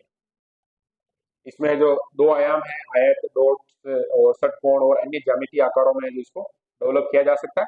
ज्यादातर इसका उपयोग जो होता है शॉपिंग मॉल में है, डिपार्टमेंटल स्टोर है, या क्विक बिलिंग। क्विक बिलिंग का मतलब क्या हुआ, जैसे अपन दुकान पे जाते हैं, किराना की दुकान पे एक दो ग्राहक होता है, या ज्यादा हो तो 4-5 होंगे, और बहुत पूरे दिन में भीड़ नहीं है। लेकिन शॉपिंग मॉल है बता, तो उसमें तो 100, 200, 500 लोग बाग आ गए। अब उनके एक एक आदमी ऐसे लिखता रहेगा, जोड़बाजी करता रहेगा, तो फिर वो काम फेल हो जाएगा। उसको क्विक करना है, मतलब तुरंत बिल बनाना है, देना है उसको, तो उसमें इसका उपयोग किया जाए। प्रबंधन वगैरह के लिए है, जो बढ़िया काम हो सकता है। हैंड हेल्ड डिवाइस, जो कि एक कंप्यूटर या टर्मिनल से जुड़ा होता है, और वो बार कोड पढ़ लेता है और आइटम की पहचान करके और बिल में ऐड कर देता है, ठीक है ना। तो बार कोड रीडर क्लियर है। किस डिवाइस में आएगा ये बोलो, इनपुट में आएगा, आउटपुट में आएगा, इनपुट में आएगा। स्पीच रिकॉग्निशन डिवाइस, आवाज को पहचानने के लिए भी डिवाइस। माइक्रोफोन एक इनपुट डिवाइस है। अब यहाँ शब्द आया है क्या, माइक्रोफोन। अभी ये इसका उदाहरण हो सकता है अपना, ये जो आवाज को जो रिकॉर्ड कर रहा है, इसका इस्तेमाल ऑडियो डेटा को कंप्यूटर में इनपुट के लिए किया जाता है। एक वायर के द्वारा कंप्यूटर जुड़ा होता है, आजकल वायरलेस भी हो सकते हैं, और माउथ पीस जैसी डिवाइस को ऑडियो कैप्चर करने के लिए उपयोग किया जाता है। समझ में आ गई बात है। आगे है वेब कैम, ये लास्ट ही बच्चा है। ये क्या काम करेगा, डिजिटल कैमरा है, और ये वीडियो वगैरह रिकॉर्ड करेगा, या तो कोई फोटो है या कोई वीडियो है, तो इसको कैप्चर करेगा और कंप्यूटर में फीड करेगा। डिजिटल कैमरा इनपुट वस्तु पर फोकस करके पिक्चर लेता है और उसको डिजिटल रूप में चेंज करता है, और बाद में जो इसको कहाँ स्टोर कर लिया जाता है, कंप्यूटर पे, और कंप्यूटर स्टोर करने के बाद कहाँ जो इसको अपलोड कर दिया जाता है, यूट्यूब पे। समझ में आ गई ना, अपने जो प्रक्रिया चल रही है उसी के बारे में ये कहानी है। तो ये हमने बात की अभी किस डिवाइस, किन डिवाइसेज के बारे में बोलो, इनपुट डिवाइसेज। OMR है, या माइकर है, या बार कोड रीडर है, ये थोड़े नए शब्द आए तो इनको ध्यान रख लेना, नाम से स्पष्ट है वैसे ज्यादातर। रह जाएंगे यार, या वापस एक बार शुरू से ही नाम बोलो, क्या क्या पढ़ा अभी हमने शुरू में क्या था, अभी जो पढ़ रहे थे इनपुट, उसमें सबसे पहले कौन सा था, कीबोर्ड। क्लियर है सबके, कीबोर्ड सबसे ज्यादा उपयोग में आता है। दूसरे नंबर पे क्या, पॉइंटिंग में क्या था पहला, माउस सबसे लोकप्रिय है। उसके बाद क्या था, टच पैड जान गए। उसके बाद क्या था, हाँ ट्रैक पॉइंट, और ऐसे ट्रैक बॉल भी है। हाँ, और जॉयस्टिक गेम खेलने में काम आता है, ऐसे याद रख लो। और ग्राफिक्स टैबलेट में फोटो वगैरह बनाते हैं, जैसे अपन वो लेके बनाते हैं, वो सेम काम यहाँ किया जा सकता है। और स्कैनर, डिजिटल करना हो किसी भी डॉक्यूमेंट को तो। आगे और क्या पढ़ा हमने, मिडी, है ना, म्यूजिकल इंस्ट्रूमेंट डिजिटल इंटरफेस, है ना, यही था। याद रख लेना, मिडी की फुल फॉर्म याद होनी चाहिए। आवाज वो गाने वगैरह है उसके लिए यूज होता है। और हाँ, माइकर, जो चेक क्लियर करने में काम आता है, बैंकों में काम आता है। और क्या था, ऑप्टिकल मार्क रीडर, है ना, परीक्षाओं वगैरह में काम आता है, जल्दी काम हो जाता है। और ऑप्टिकल करेक्टर रीडर, यानी कि हमारे किसी भी टेक्स्ट को जो डिजिटल करते हैं। और बार कोड रीडर की बात कर ली ना, मॉल वगैरह में ये काम में आता है। और ये माइक, है ना, माइक है, आवाज को रिकॉर्ड करता है। और लास्ट ही लास्ट कौन सा था, वेब कैमरा, जो या तो फोटो को या वीडियो कैप्चर करेगा और कंप्यूटर में स्टोर करेगा। क्लियर है सब, आगे बढ़े। अब पढ़ रहे हैं अपन आउटपुट डिवाइसेस। सबसे पहले पहले नाम नाम आया है किसका, मॉनिटर का। हमने हमारे जीवन में जो मॉनिटर शब्द सुना है वो स्कूल में सुना। क्या होता है मॉनिटर का मतलब, कक्षा का नेता, है ना, जो कक्षा के बाकी विद्यार्थियों और जो विद्यालय का प्रशासन है उसके बीच में संवाद का काम करता है। अब यहाँ पर थोड़ी सी कहानी अलग है। यहाँ जो सॉफ्ट कॉपी है उसको क्या करने बोलो, डिस्प्ले करने के लिए जो युक्ति होती है वो कहलाती है मॉनिटर। ये भी सबसे लोकप्रिय यूनिट के रूप में आएगा। यूजर मॉनिटर के द्वारा आउटपुट को कहाँ देखता है, स्क्रीन पर, ठीक है। अब मॉनिटर के भी अलग अलग प्रकार है, तो वो भी ध्यान रख लेना। कैथोड रे ट्यूब होता है मॉनिटर, पहले के समय में जो होते थे उनके उनके नाम भी यहाँ दे रखे हैं, तो ध्यान रख लेना। इस सीआरटी का फुल फॉर्म क्या होगा बोलो, कैथोड रे ट्यूब, ये लिखा हुआ है यहाँ। एक बड़ी कैथोड रे ट्यूब होती है, इसी कारण उसका नाम सीआरटी मॉनिटर हुआ। काम कुल मिलाकर इसका क्या है, तो वो समझ में आ रहा है कि कोई भी डिस्प्ले है, मतलब उसको डिस्प्ले करना, कोई भी सूचना है, कोई भी इमेज वगैरह है, जो भी है। अब ये ध्यान रख लेना, रिजोल्यूशन अपन इसका उपयोग करते हैं ना, जैसे इसको जूम करना, जूम इन करना, वो कहानी। और ये जो आकार होता है उसका एग्जाम्पल दे रखा है, एग्जैक्ट ये होगा ये जरूरी नहीं है, 800 इंटू 600 या 1024 768, ये थोड़ा सा ध्यान रखना है। इसकी जो स्क्रीन होती है ना, मॉनिटर की स्क्रीन, उसको जो ऐसे नहीं मापते हैं कि ये 10 15 20 सेंटीमीटर है, ये 30 सेंटीमीटर, ऐसे नहीं मापते। इसमें मापा जाता है क्या, विकर्ण। किससे मापा जाता है बोलो, साइज है वो किससे मापा जाता है, विकर्ण से। ये अपने को पक्का अच्छे से पता होना चाहिए। जैसे ये डिजिटल बोर्ड है, ये भी विकर्ण से मापा जाएगा। ऐसे कहेंगे वो इंच बोलता है तो वो ऐसे के लिए बोलता है, ये ध्यान रह जाएगा। फ्लैट पैनल मॉनिटर भी होते हैं। फ्लैट पैनल का मतलब ये जो अभी मॉनिटर है, ये थोड़ा थोड़ा नजर आ रहा होगा सबको, इसको बोलेंगे अपन क्या, फ्लैट पैनल मॉनिटर। एक फ्लैट पैनल मॉनिटर आमतौर पर कंप्यूटर से आउटपुट प्रदर्शित करने के लिए एलसीडी लिक्विड क्रिस्टल डिस्प्ले, ध्यान रख लेना, एलसीडी की फुल फॉर्म क्या होती है, लिक्विड क्रिस्टल डिस्प्ले, या डायोड भी होता है कुछ जगह, तो ध्यान रख लेना। एलसीडी है जो कई पतली परतों से मिलकर बनता है। प्रकाश इन परतों से जैसे गुजरता है और उसका ध्रुवीकरण होकर वो हमें शो कर देता है चीजों को। एक परत का ध्रुवीकरण जिसमें कि लंबे पतले अणु होते हैं, और वो क्या कहलाते हैं, क्रिस्टल डिस्प्ले कहलाते हैं। क्या कहलाते हैं बोलो, क्रिस्टल डिस्प्ले कहलाते हैं। और इनको पिक्सल लेवल पर कंट्रोल कर सकते हैं, और पिक्सल को हल्का या गहरा जो बनाया जा सकता है। एलईडी प्लाज्मा डिस्प्ले एक फ्लैट पैनल का उदाहरण है। इसमें ये शब्द है ना पिक्सल, ये थोड़ा सा महत्वपूर्ण हो सकता है, इसको ध्यान रखना। कोई भी फोटो कितना साफ दिखेगा वो इस पर डिपेंड करता है। ज्यादा पिक्सल है इसका मतलब वो ज्यादा साफ दिखेगा, और कम है इसका मतलब फेड दिखेगा, थोड़ा अच्छा नहीं दिखेगा। समझ में आ गई ना बात। जैसे अपन देखते हैं कोई मोबाइल है उससे फोटो खींचते हैं तो ज्यादा बढ़िया दिखता है, लेकिन फिर उसकी वो देखना कि वो 10 MB का है, 20 MB का, ऐसे होगा, पिक्सल ज्यादा होती है उसकी। फ्लैट पैनल है जो थोड़ा सा हल्का होता है, और इसीलिए जो अभी वर्तमान में इसी का ज्यादा उपयोग किया जाता है। ये इसका एक क्या है बोलो, फोटो है इसका, फ्लैट पैनल मॉनिटर का।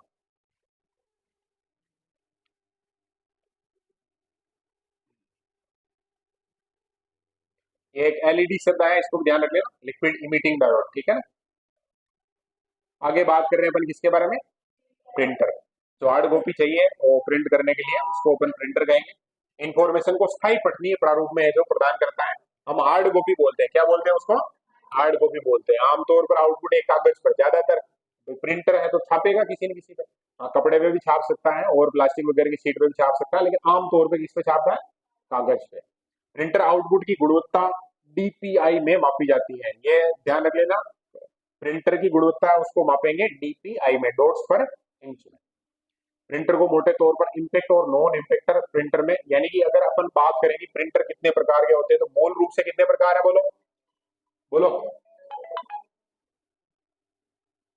इतने फोन क्यों आ रहे हैं?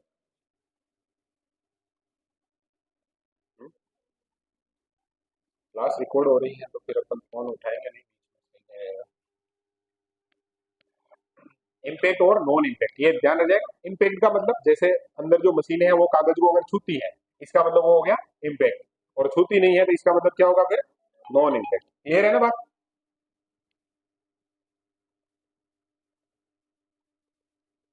इम्पैक्ट प्रिंटर के बारे में बात करते हैं। इम्पैक्ट प्रिंटर में सबसे पहले दे रखा है कौन सा, करेक्टर प्रिंटर, यानी एक एक है शब्द उसको, एक एक अक्षर को अलग से छाप रहा है, इसका मतलब वो किसमें आएगा, करेक्टर प्रिंटर में आएगा। आमतौर पर एक समय में एक, ये ध्यान रख लेना, सब तो पूरा जो परीक्षा में कोई प्रश्न आएगा तो अपन सही कर सकते हैं। एक समय में एक करेक्टर प्रिंट करता है, तो उसको नाम दे दिया क्या, करेक्टर प्रिंटर। ठीक है, डेजी व्हील है, डॉट मैट्रिक्स प्रिंटर है, इसके उदाहरण है ये।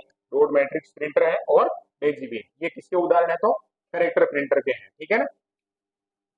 अब इसकी डिटेल दे रखी है, इसमें पिन वगैरह होती है तो वो थोड़ा ध्यान रख लेना। दूसरे नंबर पे है लाइन प्रिंटर। अब नाम से ही पता चल रहा है, वो तो एक करेक्टर छाप रहा था, ये क्या छापेगा, पूरी लाइन छाप देगा। एक समय में एक पूरी लाइन प्रिंट करता है, तो इसका नाम क्या हो गया, लाइन प्रिंटर। रह जाएगा ध्यान में? ओके। परंपरागत रूप से लाइन प्रिंटर, चेन प्रिंटर और ड्रम प्रिंटर के रूप में वर्गीकृत किए जाते हैं। इसके तीन नाम हो गए, पहला हो गया क्या, लाइन हो गया, दूसरा हो गया चेन, और तीसरा हो गया ड्रम प्रिंटर। क्लियर है? अगला है, वो जो मेन प्रकार देख रहे थे उसमें अपने को ध्यान रखना, अगला है कौन सा, एक तो इम्पैक्ट था, एक है अब non impact printer. Non impact का मतलब जो छूके और प्रिंट नहीं करता। आमतौर पर नॉन इम्पैक्ट प्रिंटर ज्यादा तेजी से, स्पीड ज्यादा होती है non impact printer impact printer की तुलना में, और बिना आवाज या कम आवाज के साथ, क्योंकि वो ठक ठक बोलेगा नहीं, आवाज नहीं आएगी इसमें। ये करेक्टर को प्रिंट करने के लिए इम्पैक्ट वाले डिवाइस का उपयोग करता है। कुछ लोकप्रिय नॉन इम्पैक्ट प्रिंटर है जो यहाँ दे रखे हैं, जिसमें एक नाम है इंकजेट प्रिंटर। क्या नाम है, इंकजेट प्रिंटर। ये ध्यान रख लेना, सबसे ज्यादा जो यूज में होता है, सबसे आम प्रकार है वो यही है, इंकजेट का है। इसमें जो स्याही है जो स्प्रेड होती है, स्प्रेड के आधार पर इमेज का निर्माण होता है। और अगर आपको जो कलर प्रिंट चाहिए जैसे, तो उसमें बहुत सारे कलर पहले से फीड कर दिए जाते हैं, उसके आधार पर जो प्रिंट दे दिया जाता है। आगे है लेजर प्रिंटर। नाम क्या है, लेजर। आजकल जो ऑफिशियल यूज होता है वो इसी का होता है।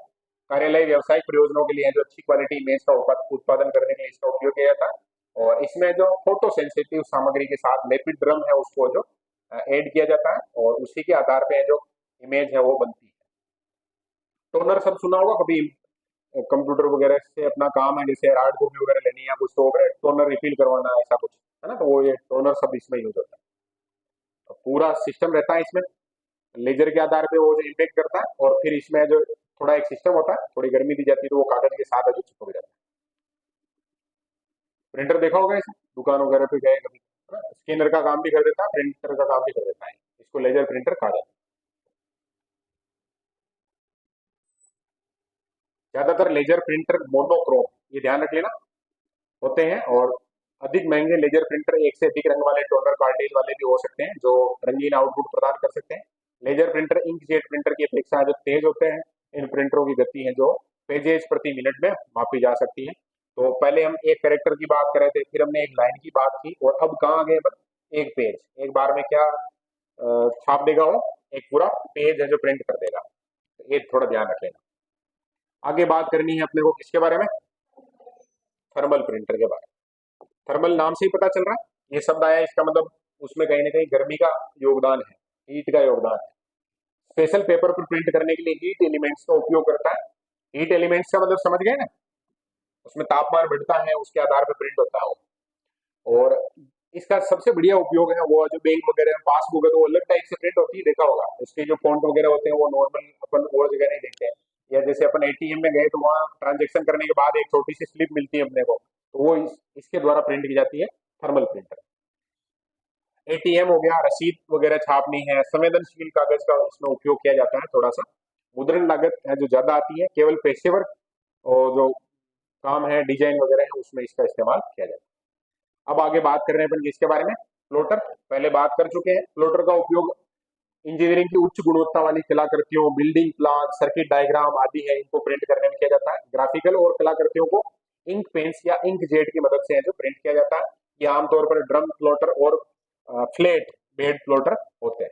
एक फोटो वैसे इसमें नहीं दे रखा है।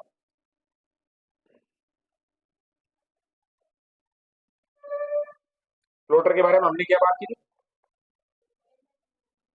बैनर वगैरह बनाने में, तो वो ये समझ में आ रहा है। ठीक है, बड़े लेवल का काम है तो उसमें ही है उपयोग होगा। आगे बात करनी है अपने को किसके बारे में, स्पीकर के बारे में। मल्टीमीडिया कंप्यूटर का एक हिस्सा है जो स्पीकर ध्वनि विस्तारक का काम करता है। कंपनी के द्वारा ध्वनि है उसका निर्माण और ऑडियो आउटपुट के रूप में है जो प्रदान करता है अपने को। मल्टीमीडिया प्रोजेक्टर, लास्ट से लास्ट पढ़ रहे हैं अपन आउटपुट में, कौन सा, मल्टीमीडिया प्रोजेक्टर। जब हम पढ़ रहे थे उस समय सबसे लास्ट में नाम आया था, और बात भी की थी हमने एक फोटो बना के ऐसे कि भाई ये जो किसी चीज को इस प्रकार से सामने दीवार पे प्रोजेक्ट कर देता है, हम उससे जो चीजें समझा सकते हैं लोगों की एक बड़ी संख्या के लिए कंप्यूटर आउटपुट प्रदर्शित करने के लिए मल्टीमीडिया प्रोजेक्टर का यूज होता है। व्यापक रूप से मीटिंग और कॉन्फ्रेंस के दौरान प्रेजेंटेशन दिखाने के लिए इसका उपयोग किया जाता है। समझ में आ गई बात। जैसे मान लो एक कंप्यूटर की स्क्रीन है, तो उसको ज्यादा से ज्यादा कितने लोग एक साथ देख सकते हैं, 4 5 6 10, ज्यादा से ज्यादा इतने लोग हैं जो दुख पा के देखेंगे तब भी इतने ही लोग देख सकते हैं। अब जैसे 50 जने बैठे हैं उनको बताना है, तो उसको जो अपन क्या कर सकते हैं, प्रोजेक्ट कर सकते हैं सामने दीवार पे, तो वो सबको नजर आ जाए। क्लियर है ये बात। हाँ, तो ये आउटपुट वाला कंप्लीट हो गया। एक बार सारे के सारे नाम है फटाफट से रिकॉल कर लो।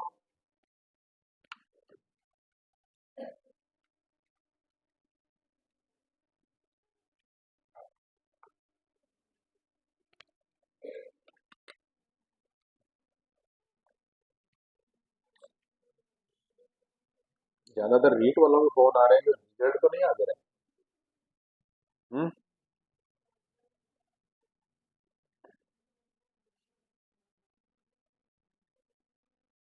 नहीं, अभी अपने इस टॉपिक को पूरा करते हैं। बोलो आउटपुट डिवाइस कौन कौन से। पहले पहले नंबर पे कौन सा पड़ा था, मॉनिटर है ना, डिस्प्ले जो कोई भी फोटो वगैरह है उसको बता देखते हैं अपन जहाँ। दूसरा मॉनिटर के प्रकार, ऐसे बोलो पहले। मॉनिटर के प्रकार में हमने जो 2 प्रकार के देखे, पहला था सीआरटी कैथोड रे ट्यूब वाला, और बाद में फ्लैट पैनल आ गया जिसमें एलसीडी और एलईडी। उसके बाद प्रिंटर। क्लियर है, प्रिंटर में भी 2 प्रकार है, कौन कौन से, इम्पैक्ट और नॉन इम्पैक्ट, है ना। इम्पैक्ट में जो 2 नाम आए थे, डेजी व्हील नाम आया था, एक और कौन सा नाम आया था बोलो, डॉट मैट्रिक्स, ये ध्यान रख लेना। और फिर नॉन इम्पैक्ट है उसमें लेजर था, इंकजेट और लेजर प्रिंटर, दोनों नाम। थर्मल था, थर्मल है उसमें, थर्मल शब्द है उसका मतलब क्या बताया था, हाँ वो हीट का उपयोग करता है एटीएम वगैरह में, जब प्रिंट करनी होती है रसीद वगैरह तो उसमें उसका उपयोग होता है। उसके बाद क्या था, प्लॉटर। क्लियर है, बड़े जो ग्राफिक्स वगैरह है, मानचित्र है बड़े, या अपन बैनर वगैरह बनाते हैं ऐसे बड़े बड़े बधाई वगैरह के, ये। और स्पीकर है वो आवाज को आउटपुट के रूप में देगा, ये सब नाम से ही पता चल जाएगा वैसे। और मल्टीमीडिया प्रोजेक्टर, प्रोजेक्टर शब्द है वो ज्यादातर यूज होता है तो उसको ध्यान रख लेना। क्लियर है कुल मिलाकर ये, है ना। ओके, अब बात करनी है अपने किसके बारे में, इनपुट आउटपुट डिवाइस के बारे में बात करते हैं जो दोनों काम करते हैं। कई पेरिफेरल डिवाइसेज में इनपुट और आउटपुट दोनों यूज है जो किए जाते हैं इसके, और या दोनों की क्षमता होती है उनमें। कुछ लोकप्रिय इनपुट आउटपुट डिवाइस के नाम अजय दे रखे हैं, जैसे एक है फैक्स मशीन। क्या है, फैक्स मशीन। अब इसका तो उपयोग ही नहीं होता आजकल, कहीं नाम नहीं सुना होगा कि ईमेल वगैरह इतनी टेक्नोलॉजी आ गई इसका उपयोग नहीं होता, लेकिन अपने को पता होना चाहिए कि ऐसी भी कोई कहानी है। ठीक है ना। डॉक्यूमेंट को शून्य और एक की श्रृंखला, अब ये बाइनरी अंक होते हैं। कंप्यूटर जो लैंग्वेज में काम करता है वो केवल इन दोनों को समझता है, 0 और 1 को, बाइनरी लैंग्वेज कहा जाता है। बिट मैप भी कहते हैं इसको, मैं परिवर्तित करता है जो कि सामान्य कंप्यूटर डेटा की तरह है, जो स्थानांतरित किया जा सकता है। जब फैक्स प्राप्त होता है तो फैक्स मशीन भेजे गए डेटा को जो वापस सामान्य में परिवर्तित कर देती है और इमेज को दोबारा प्रिंट कर देती है। ये इनपुट और आउटपुट दोनों का काम करता है। समझ में आई क्या बात। जैसे मान लो अपन यहाँ पर है, कोई एक व्यक्ति है दूसरे शहर में है, हमने उसको जो फैक्स भेजा है, जो जैसे एक कागज ही है वो उसको भेजा, तो जब कागज हमने यहाँ से इनपुट दिया है ना उसको, उस समय ये है जो उसको 0 और 1 में कन्वर्ट कर देगा, बाइनरी लैंग्वेज में कन्वर्ट कर देगा। उसके लिए शब्द आया है बिट मैप में कन्वर्ट करें। इसमें बिट मैप में, या मैं बोल रहा हूँ कि इसको बाइनरी में, इसमें बोलो बाइनरी में केवल 0 और 1 ही होता है। जैसे इसमें कन्वर्ट कर दिया, इसके बाद ये है जो यहाँ पहुंचा, जैसे अब ये यहाँ इनपुट के रूप में तो इसको क्या मिला 0 1, लेकिन आउटपुट के रूप में यहाँ से जो इनपुट दिया था वो जो प्रिंट करके दे देगा, यानी ये इनपुट का काम भी कर रहा है और आउटपुट डिवाइस का काम भी कर रहा है। क्लियर हो गई ना बात। और यहाँ से सेम यही काम यहाँ से भेजना है तो भी ये है जो आउटपुट का काम कर देगा। इस कारण से फिक्स मशीन है वो किसमें आएगी, इनपुट आउटपुट दोनों में आएगी। और याद रखना परीक्षा में आ जाए जैसे कि फिक्स मशीन है, पहला ऑप्शन आएगा इनपुट यूनिट, दूसरा आएगा आउटपुट यूनिट, तीसरा आएगा इनपुट आउटपुट दोनों, और चौथा आएगा निम्न में से कोई नहीं। तो अपने को जो ध्यान रखना है दोनों है ये। अगला है मल्टी फंक्शनल उपकरण, और क्या क्या हो सकते हैं। एक ही डिवाइस के विभिन्न प्रकार के काम कर सकते हैं जो कि प्राय अलग पेरिफेरल डिवाइस से होता है। मल्टी फंक्शन डिवाइसेज निम्न प्रकार, कम से कम 2 डिवाइस का कॉम्बिनेशन होता है। ज्यादातर में देखो प्रिंटर और स्कैनर है आजकल एक ही होने लगे, उसी से स्कैन कर सकते हैं, उसी से अपन प्रिंट कर सकते हैं, होता है क्या ये कॉम्बिनेशन, थोड़ा ध्यान रखिएगा। और कॉपियर, फोटो कॉपियां करनी है अपने को तो भी वो होता है। ये तीनों जो एक ही साथ है इसको कहेंगे मल्टी फंक्शनल उपकरण, एक से ज्यादा काम कर सकता है, मतलब एक ही उपकरण। इस तरह के डिवाइस है जो एक बहुआयामी प्रिंटर के अंतर्गत मिलेंगे अपने को। Modem, modulator, D modulator, full form क्या होता है इसका, मॉड्यूलेटर डी मॉड्यूलेटर। क्योंकि बहुत बार होता है ना जैसे कि हम जो संकेत है वो एनालॉग में है उसको डिजिटल में कन्वर्ट करना और डिजिटल को एनालॉग में कन्वर्ट करना, ये काम करेगा मोडेम। टेलीफोन लाइन पर प्राप्त एनालॉग सिग्नल है उनको डिजिटल सिग्नल में परिवर्तित करता है, ध्यान रखना। कंप्यूटर के लिए जो इनपुट के रूप में इस्तेमाल किया जा सकता है, इसी तरह ये कंप्यूटर से प्राप्त जानकारी को टेलीफोन लाइनों के लिए जो संचारित करता है। ये बात समझ में आई क्या।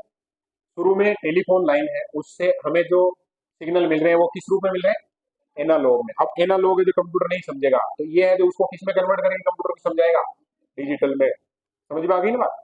ये काम करता है मोडेम, और मोडेम का फुल फॉर्म होता है मॉड्यूलेटर डी मॉड्यूलेटर, ठीक है ना। इसको ऐसे लिखा जाता है MODEM। तो MO का मतलब तो हो गया मॉड्यूलेटर और DEM का हो गया D modulator. Clear. Touch screen display, एक दो और उदाहरण है उसके ध्यान रखिएगा। टच स्क्रीन डिस्प्ले और डिजिटल कैमरा, ये दोनों है जो इनपुट और आउटपुट दोनों का काम करते हैं, ठीक है ना। अब बात करनी है अपने को किसके बारे में, कंप्यूटर की मेमोरी के बारे में। मानव मस्तिष्क की जैसे कि जैसी है कहानी, और ये डेटा इंफॉर्मेशन वगैरह है उसको क्या करता है, स्टोर करता है। जैसे हमें जो कोई भी चीज है उसको याद रखते हैं, वही कहानी है जी। यार हम भूल जाते हैं, ये भूलता नहीं है, थोड़ा ये लफड़ा है। भूलना अच्छा है या खराब है। हाँ, पढ़ने वाले विद्यार्थी उनको ऐसे लगता है कि कोई किताब एक बार पढ़ ली वो स्थायी रूप से याद हो जाए, कितना बढ़िया है। लेकिन अब इसमें क्या, जीवन में बहुत सारी गलत चीजें भी तो, मतलब ऐसी चीजें भी तो दुखी करने वाली हैं। अब उनको अगर अपन भूले ही नहीं तो फिर लफड़ा हो जाए। इसलिए ये सिस्टम बना रखा है भगवान ने कि भूलनी भी चाहिए चीजें, और कोई ज्यादा भूलता है तो उसको रिवीजन करना चाहिए। पढ़ाई के मामले में ये बात करते हैं। कंप्यूटर मेमोरी एक भंडारण स्थान है जहां डेटा और इंफॉर्मेशन है उसको रखा जाता है, प्रोसेस किया जाता है। मेमोरी के भाग प्रकार बताए इसने कितने, 3। कितने प्रकार बताए, 3 प्रकार। ध्यान रखना अपने को। एक होती है कैश मेमोरी, क्या नाम बोलो, कैश मेमोरी। जो मेन जब भी कंप्यूटर काम कर रहा होता है तो सबसे फटाफट से डेटा है जो भेजने के लिए लगाई जाती है, और बहुत शॉर्ट समय के लिए होती है। इसकी स्पीड है जो बहुत ज्यादा होती है। मतलब कोई ऐसे पूछे कि सबसे तेज स्पीड वाली मेमोरी कौन सी है, तो वो कौन सी है, कैश मेमोरी है, ठीक है। इसके अलावा प्राइमरी मेमोरी और सेकेंडरी मेमोरी, यह शब्द आया है प्राइमरी मेमोरी के लिए है, या मुख्य मेमोरी, ठीक है। ये कौन सी है, प्राइमरी है, और ये कौन सी है, सेकेंडरी है। तो नाम हो गए 3, कौन कौन से हो गए, पहला हो गया केस, दूसरा हो गया प्राइमरी या मुख्य मेमोरी, और तीसरा हो गया सेकेंडरी। क्लियर है कहानी। ये जैसे कंप्यूटर में अंदर जो सिस्टम लगा है उसमें जो सीपीयू है वहीं पर कौन सी मेमोरी लगी रहती है, केस, जो बहुत स्पीड से काम करती है, ठीक है। इसको उदाहरण दे रखे, प्राइमरी मेमोरी रैम और रोम नाम आएगा, रैम और रोम, रैंडम एक्सेस और रीड ओनली। उसके भी बहुत सारे प्रकार हैं वो अपन पढ़ेंगे। केस मेमोरी सबसे पहले बहुत ही उच्च गति अर्ध कंडक्टर है उससे है जो इसको बनाया जाता है। सीपीयू और मुख्य मेमोरी की गति है उसको क्या करती है, बढ़ाती है। डेटा और प्रोग्राम के उस भाग को यहाँ रखा जाता है जिसका जो सीपीयू को बार बार यूज करना है। डेटा और प्रोग्राम के कुछ भाग ऑपरेटिंग सिस्टम के द्वारा डिस्क से केस मेमोरी में ट्रांसफर किए जाते हैं जहाँ सीपीयू को है जो एक्सेस करने में आसानी रहती है। केस मेमोरी मुख्य मेमोरी की तुलना में कम समय का उपयोग करती है, यानी कि यहाँ काम है जो कैसे हो रहा, बोलो, फास्ट हो रहा है। अस्थायी उपयोग के लिए डेटा स्टोर करती है। अब ये ध्यान रखना थोड़ा सा, इसका जो काम है ना वो जो अस्थायी उपयोग के लिए है, जब काम कर रहे हैं उस समय इसमें रहेगी सामग्री, और जब काम खत्म हो गया तो वो कहानी भी खत्म। मुख्य लाभ यह है कि मुख्य मेमोरी से यह जो थोड़ी सी क्या होती है, बोलो, अरे बोलो, हाँ, काम करने की ये जो इसकी स्पीड है जो बहुत ज्यादा होती है। क्या हो गया? ये फोटो दे रखा है, जैसे किताब में देख लेना, और इसमें तो अपन पहचान तो पाएंगे नहीं कि इसकी कैसी शक्ल है, बस वो किताब वाले ने छाप दिया तो अपने को ध्यान होना चाहिए। केस मेमोरी की सीमित क्षमता होती है। अब थोड़ा ध्यान रखना, देखो, स्पीड तेज होती है, स्पीड तेज होती है, और क्षमता मतलब स्टोर करने की क्षमता है वो जो कैसी है, बोलो, कम है। ये थोड़ी सी जानकारी है जो हर स्टूडेंट को सही से होनी चाहिए, और ये बहुत महंगी होती है। स्पीड है तो बहुत महंगी होगी। आज भी अगर अपन ऐसे देखेंगे, अगर अपन ऐसे बात करें, मान लो कि यातायात है, ट्रैफिक है, तो उसमें जो सबसे द्रुत है वो उतना ही महंगा है या नहीं है? पैदल पैदल चलो कोई पैसा ही नहीं लगेगा, सबसे स्लो यही है। और हेलीकॉप्टर में बैठ के जाओगे तो सबसे ज्यादा पैसे लगेंगे। वही कहानी है मेमोरी के साथ भी, ऐसे याद रख लेना कि जो स्पीड से काम करती है तो ज्यादा महंगी। अब आगे बात करनी है मेमोरी के बारे में। कितना बच रहा और है? 6 पेज और बच रहे हैं।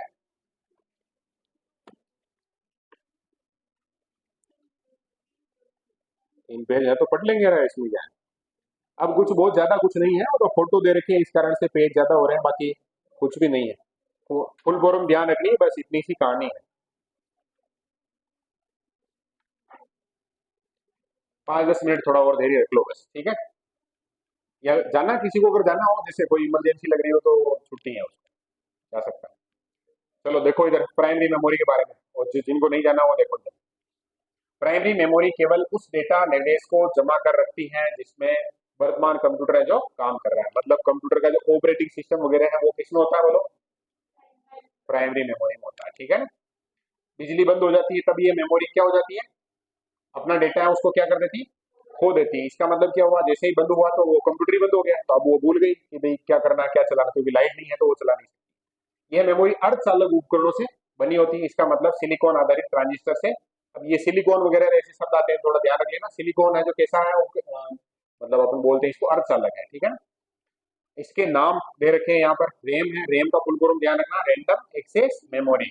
और रोम का नाम दे रखा है रीड ओनली मेमोरी। अब इसके जो थोड़े से प्रकार वगैरह भी हैं उसकी बात कर लेंगे अपन।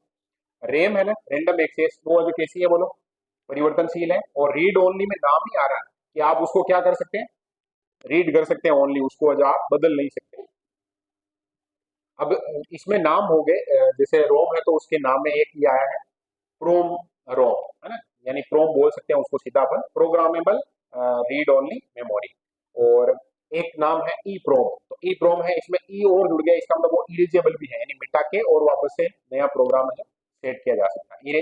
इरेजेबल शब्द है जो, और थोड़ा ध्यान रखें। ये नॉन वोलेटाइल मेमोरी के उदाहरण है। नॉन वोलेटाइल समझ गए ना, एकदम से वो खत्म नहीं होता। डेटा और निर्देश जो कि प्रोसेस करने के लिए आवश्यक है मुख्य मेमोरी में जो रहते हैं। समझ में आ गई क्या बात? जो भी प्रोसेस वगैरह होती है बूटिंग वगैरह का, ये काम है जो किसका होता है, मुख्य मेमोरी का होता है। अब इसकी विशेषताएं क्या है, तो जिस पर कंप्यूटर वर्तमान में काम कर रहा है वो मेमोरी है। इसकी गति है जो सेकेंडरी मेमोरी से थोड़ी सी क्या होती है, तेज होती है। कंप्यूटर प्राइमरी मेमोरी के बिना नहीं चल सकता, मतलब ऑपरेटिंग सिस्टम वगैरह ये नहीं है तो कंप्यूटर है जो चल नहीं सकेगा। समझ में आ गई बात? आगे बात करते हैं अपन रैंडम एक्सेस मेमोरी की, रैम की। कंप्यूटर के पढ़ने और लिखने की मेमोरी को जो कंप्यूटर मेमोरी कहा जाता है। उपयोगकर्ता यानी यूजर, और पढ़ने का मतलब हो गया रीडिंग, के साथ ही इंफॉर्मेशन है जो लिख भी सकते हैं। रैम में किसी भी स्थान का पता है जो निर्दिष्ट करने के बाद उस स्थान तक पहुंचा जा सकता है। और रैंडम एक्सेस इसीलिए कहा जाता है इसको, क्योंकि इसमें हम किसी भी मेमोरी सेल को सीधा है जो एक्सेस कर सकते हैं। अगर हमें उस मेमोरी सेल का एड्रेस पता हो, स्टोरेज सेल जो कि बहुत सारे ट्रांजिस्टर से मिलकर बने होते हैं, के अंदर डेटा को जो स्टोर कर रख सकते हैं। अब हालांकि ये डिटेल है दे रखी है तो ठीक है अपन पढ़ रहे हैं, बाकी बहुत नाम नहीं लेना। एग्जाम में प्राइमरी मेमोरी का उदाहरण ये ध्यान रखना, और फुल फॉर्म ध्यान रखनी, रैंडम एक्सेस मेमोरी। इसमें जो रैम के दो प्रकार हैं, एक डायनामिक है और एक स्टैटिक है। डायनामिक रैम से स्टैटिक रैम इस प्रकार से अलग है कि वह समय समय पर रिफ्रेश होती रहती है। F5 दबाते रिफ्रेश हो जाएगा कंप्यूटर, तो वो ये रिफ्रेश होती है, ऐसा कहना चाह रहा है। और एस रैम है यानी कि स्टैटिक है, वो थोड़ी सी तेज होती है। इसकी लागत, जो तेज होगा उसकी लागत कैसी होगी, ज्यादा होगी, ये भी ध्यान रखना। सीपीयू केस के लिए इसका उपयोग किया जाता है, और जो ड्रामेटिक है ये है जो डायनेमिक है ये है जो कंप्यूटर की मुख्य मेमोरी के लिए यूज होती है, ये ध्यान रखना, दोनों का अलग अलग उपयोग हो गया। फिर ये रैम में अलग अलग प्रकार है, उसमें है जो ईडीओ है यानी एक्सटेंडेड डाटा आउटपुट रैम, और ये है जो किसी भी मेमोरी स्थान तक पहुंचने के लिए जरूरी है, और इसका उपयोग है वो 256, ये अपन पढ़ेंगे आगे जो मेमोरी वगैरह, 256 इंफॉर्मेशन बाइट्स लेट्स में है जो इसको स्टोर किया जाता है, तो ये 256 किसके साथ है, तो ईडीओ में है, ठीक है। एसडी रैम ये रैम है जो सिर्फ उसी क्लोड रेट का उपयोग करती है जिसका उपयोग कौन करता है, सीपीयू करता है। फिर डीडीआर है डबल डाटा रेट, और ये इसका भी देख लेना, एसडी का फुल फॉर्म क्या है, तो ये शब्द है जो ध्यान रख लेना, सिंक्रोनस। और फिर आर का भी हमने देखा था, क्या देखा था बोलो, रैंडम एक्सेस मेमोरी, आगे तो कोई समस्या है नहीं। और डीडीआर में थोड़ा ध्यान रखना, डबल डाटा रेट, ये रैम डेटा का स्थानांतरण क्लॉक के दोनों किनारों पर करता है, दोनों किनारों पर, इस कारण इसके साथ शब्द यूज हुआ क्या, रीड ओनली मेमोरी, रोम। नॉन वोलेटाइल मेमोरी होती है, अब परीक्षा में प्रश्न आ सकता है निम्न में से नॉन वोलेटाइल मेमोरी है, तो नॉन वोलेटाइल शब्द आते ही अपने दिमाग में क्या आना चाहिए, रोम। बिजली के चले जाने के बाद भी जानकारी और डेटा को क्या करती है, संग्रहित करके रखती है, और ये इंफॉर्मेशन के स्थायी भंडार के लिए जो उपयोग की जाती है। रोम पर स्टोर्ड इंफॉर्मेशन को परिवर्तित नहीं किया जा सकता, इस मेमोरी में जो भी संग्रहित किया जाता है वह हमेशा के लिए जो फिक्स होता है, अर्थात उसे बदला नहीं जा सकता। केवल क्या किया जा सकता है, रीड ओनली, क्या किया जा सकता है बोलो, पढ़ा जा सकता है। फोटो है तो इसका तो कोई सेंस है नहीं, क्या समझोगे, क्या देखोगे इसे, हाँ? अपन तो इसे समझेंगे का ये इंग्रिया बन गया, कुछ लिखा हुआ है, ये स्क्रू वगैरह लगा हुआ है। इसके अलग अलग प्रकार हैं, जैसे पहला है प्रोग्रामेबल, इसका कंटेंट यूजर द्वारा निश्चित किया जाता है, उपयोगकर्ता स्थायी प्रोग्रामों को स्टोर कर सकते हैं, डेटा प्रोग्राम का उपयोग है जो उसमें भेजा जा सकता है, यानी उसको प्रोग्राम किया जा सकता है, नए निर्देश वगैरह ऐड किए जाते हैं। इरेजेबल का मतलब क्या होता है, मिटाया जा सकता है और वापस प्रोग्राम किया जा सकता है। प्लेस मेमोरी, क्या शब्द आया है, प्लेस मेमोरी, प्लेस मेमोरी है जो विद्युतीय प्रभाव द्वारा मिटाने और प्रोग्राम करने योग्य स्थायी मेमोरी है, ध्यान रख लेना।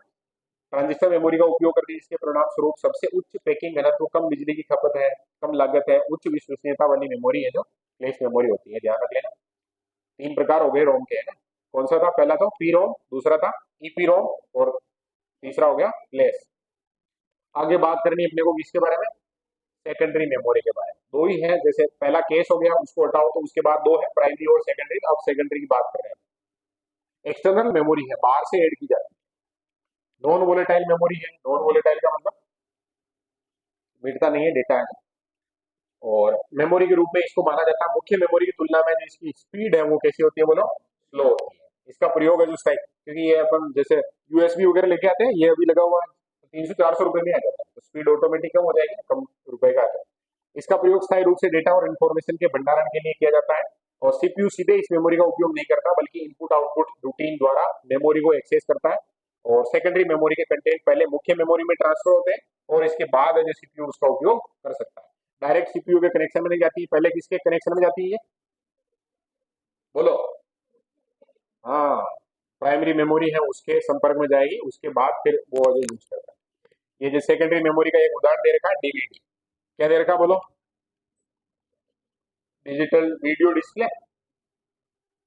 सेकेंडरी मेमोरी में भी कुछ विशेषताएं हैं, ऑप्टिकल और मैग्नेटिक मेमोरी होती है, बैकअप मेमोरी के रूप में इसका उपयोग किया जाता है। जैसे अपने पास कोई डेटा है उसको अपन सेव करके रख सकते हैं, बिजली बंद होने के बाद भी इसका डेटा है तो वो स्थायी होता है, तो कोई समस्या नहीं आती। प्राइमरी मेमोरी की तुलना में जो कैसी होती है, स्लो होती है। बड़े और भारी भरकम डेटा है वो कम लागत में संग्रहित किए जा सकते हैं, जैसे जो इसमें उदाहरण दे रखा है किसका, हार्ड डिस्क का। हार्ड डिस्क है जो किसमें आएगी बोलो, सेकेंडरी मेमोरी में आएगी, याद रह जाएगा। ये इसका एक वो दे रखा है, अपने चार्ट दे रखा है, बढ़िया से समझ में आ जाएगा। सेकेंडरी स्टोरेज डिवाइस है उसमें जो सिक्वेंशियल होते हैं, और डायरेक्ट एक्सेस डिवाइस होते हैं। डायरेक्ट एक्सेस में फिर मैग्नेटिक है, ऑप्टिकल है, और मेमोरी स्टोरेज डिवाइस है, इसमें प्लेस और मेमोरी कार्ड वगैरह होते हैं। और ऑप्टिकल है उसमें ऑप्टिकल शब्द आ गया तो सीडी है, सीडीआर है, सीडीआरडब्ल्यू है, डीवीडी है, ये आ जाएंगे। और फ्लोपी डिस्क और हार्ड डिस्क है जो किसमें आ जाएंगे, मैग्नेटिक डिस्क में आएंगे, क्लियर है ना। हार्ड डिस्क में फिर चिप है, डिस्क है, और विंचेस्टर, ये थोड़ा ध्यान रखने के हिसाब से है जो बढ़िया है। आगे बात करनी हार्ड डिस्क और हार्ड डिस्क ड्राइव के बारे में थोड़ा डिटेल में बात करनी चाहिए, ये सबसे मेन ही है, क्योंकि सबसे ज्यादा जो स्टोरेज होता है वो इसी में रहता है। एक डेटा भंडारण डिवाइस है जिसका उपयोग है जो भंडारण या डिजिटल इंफॉर्मेशन रिट्रीव करने के लिए किया जाता है। एक या एक से अधिक तेजी से घूमती हुई डिस्क जो कि चुंबकीय सामग्री से लेपित होती है, ये थोड़ा ध्यान रखिएगा, मैग्नेटिक होती है, ठीक है ना। प्लेट प्लेटर्स की सतह पर जानकारी को लिखने और पढ़ने के लिए प्लेटर्स को चुंबकीय हैंड्स के साथ रखा जाता है जो एक चलती हुई आर्म पर व्यवस्थित होता है। डेटा रैंडम एक्सेस ढंग से जो प्राप्त किया जा सकता है, इसका मतलब है कि डेटा को किसी भी क्रम से प्राप्त किया जा सकता है। बिजली बंद होने पर भी एचडीडी अपने डेटा को जो बरकरार रखता है। हार्ड डिस्क ड्राइव में जो कोई समस्या नहीं होती लाइट चले जाने के बाद।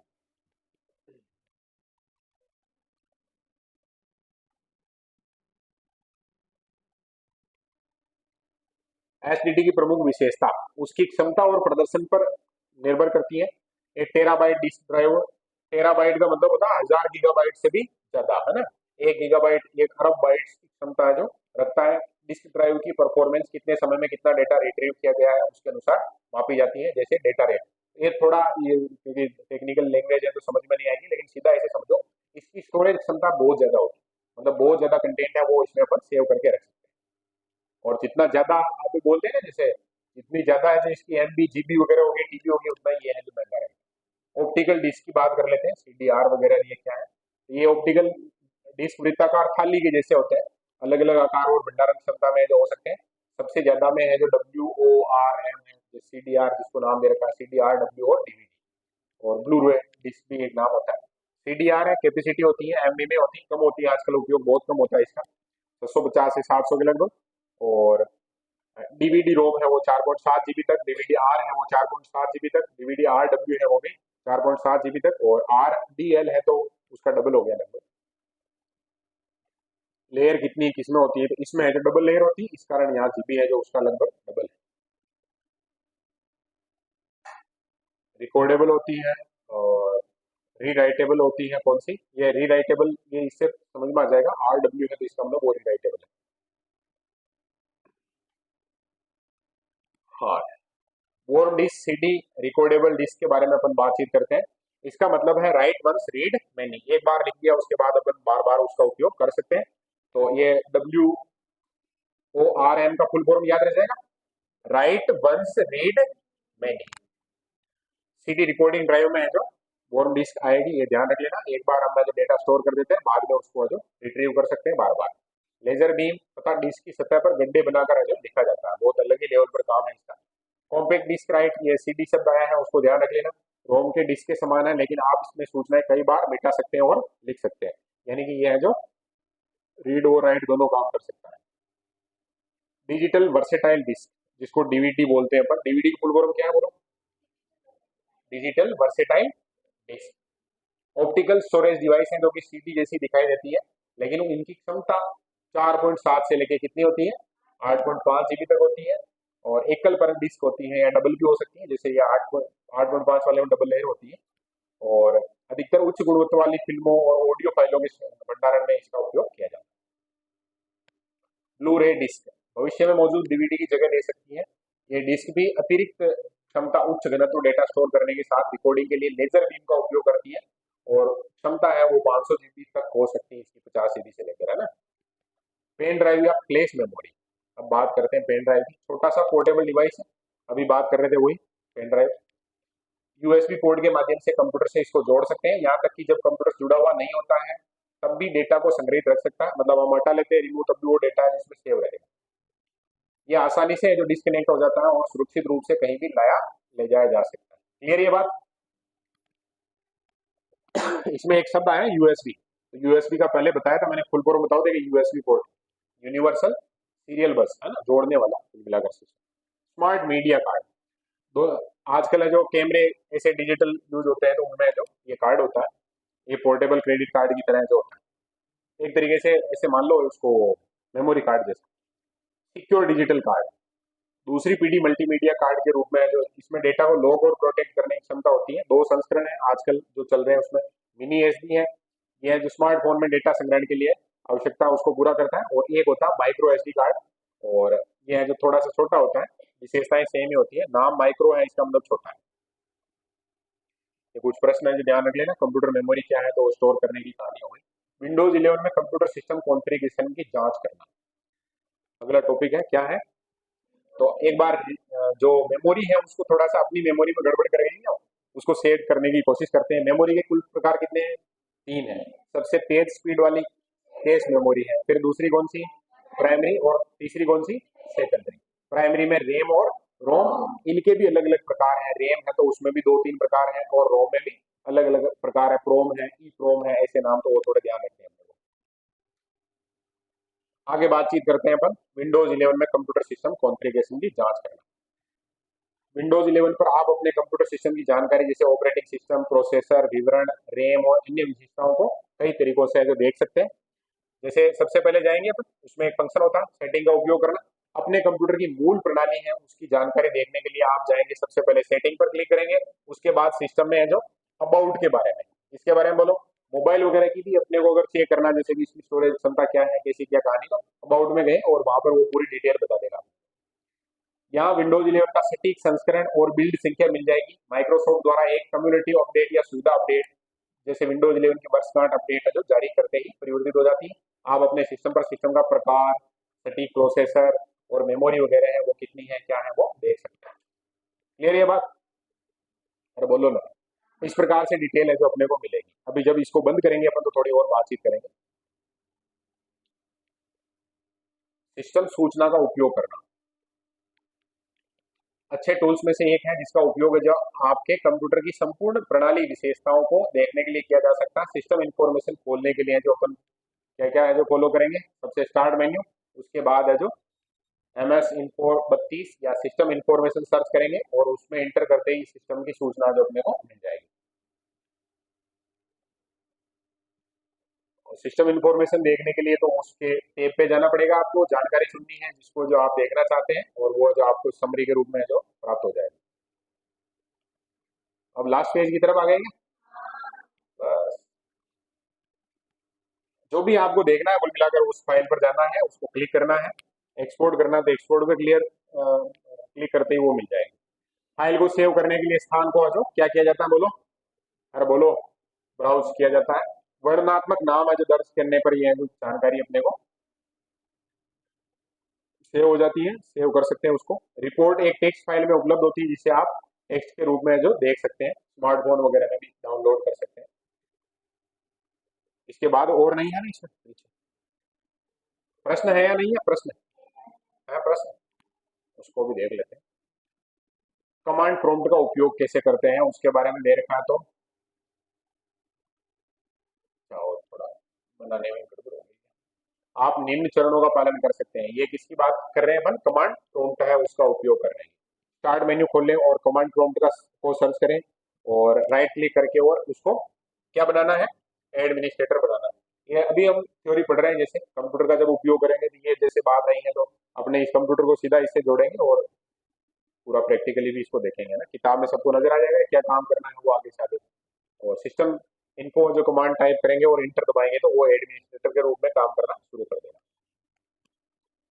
या आपको जो OS के बारे में है या जो हार्डवेयर वगैरह है उसके बारे में फुल डिटेल है जो मिल जाएगी। अब ये फोटो दे रखा है, फोटो है क्या ऐसा, प्रॉम्प्ट वगैरह ऐसे होते हैं, इस प्रकार का फोटो होता है। आगे प्रश्न, बस सबको इंतजार ही नहीं करना, आंसर बताना सही सही फटाफट है ना।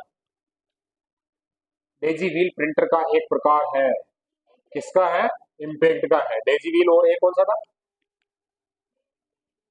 लाइन, एक डेजी व्हील था और एक लाइन प्रिंटर था, दोनों ही सब ध्यान रखते हैं ना इम्पैक्ट। निम्न में से कौन सी मेमोरी है जो प्रति सेकंड कई बार रिफ्रेश हो सकती है, अभी जस्ट हमने बात की थी, कौन सी बोलो, अरे बोलो ना। डायनेमिक, दो देखे थे हमने, एक एस था और एक डी था, उसमें डायनेमिक है वो बार बार रिफ्रेश हो जाती है। रैम से अधिकाधिक प्रयोग में ली जाने वाली जानकारी को संग्रहित करने के लिए कौन सी मेमोरी का उपयोग किया जाता है, वहां से डेटा इसमें आ जाता है और जल्दी यूज किया जा सकता है। ऑप्टिकल इनपुट डिवाइस जो कागजों पर पेंसिल द्वारा लिखी गई जानकारी को स्कैन और पढ़ता है उसको क्या कहेंगे बोलो, ऑप्टिकल मार्क रीडर। ऑप्टिकल शब्द आया है उससे अपने को पता चल जाएगा, ओ लिखा हुआ ऑप्टिकल का लिए लिखा हुआ है। और भी है क्या,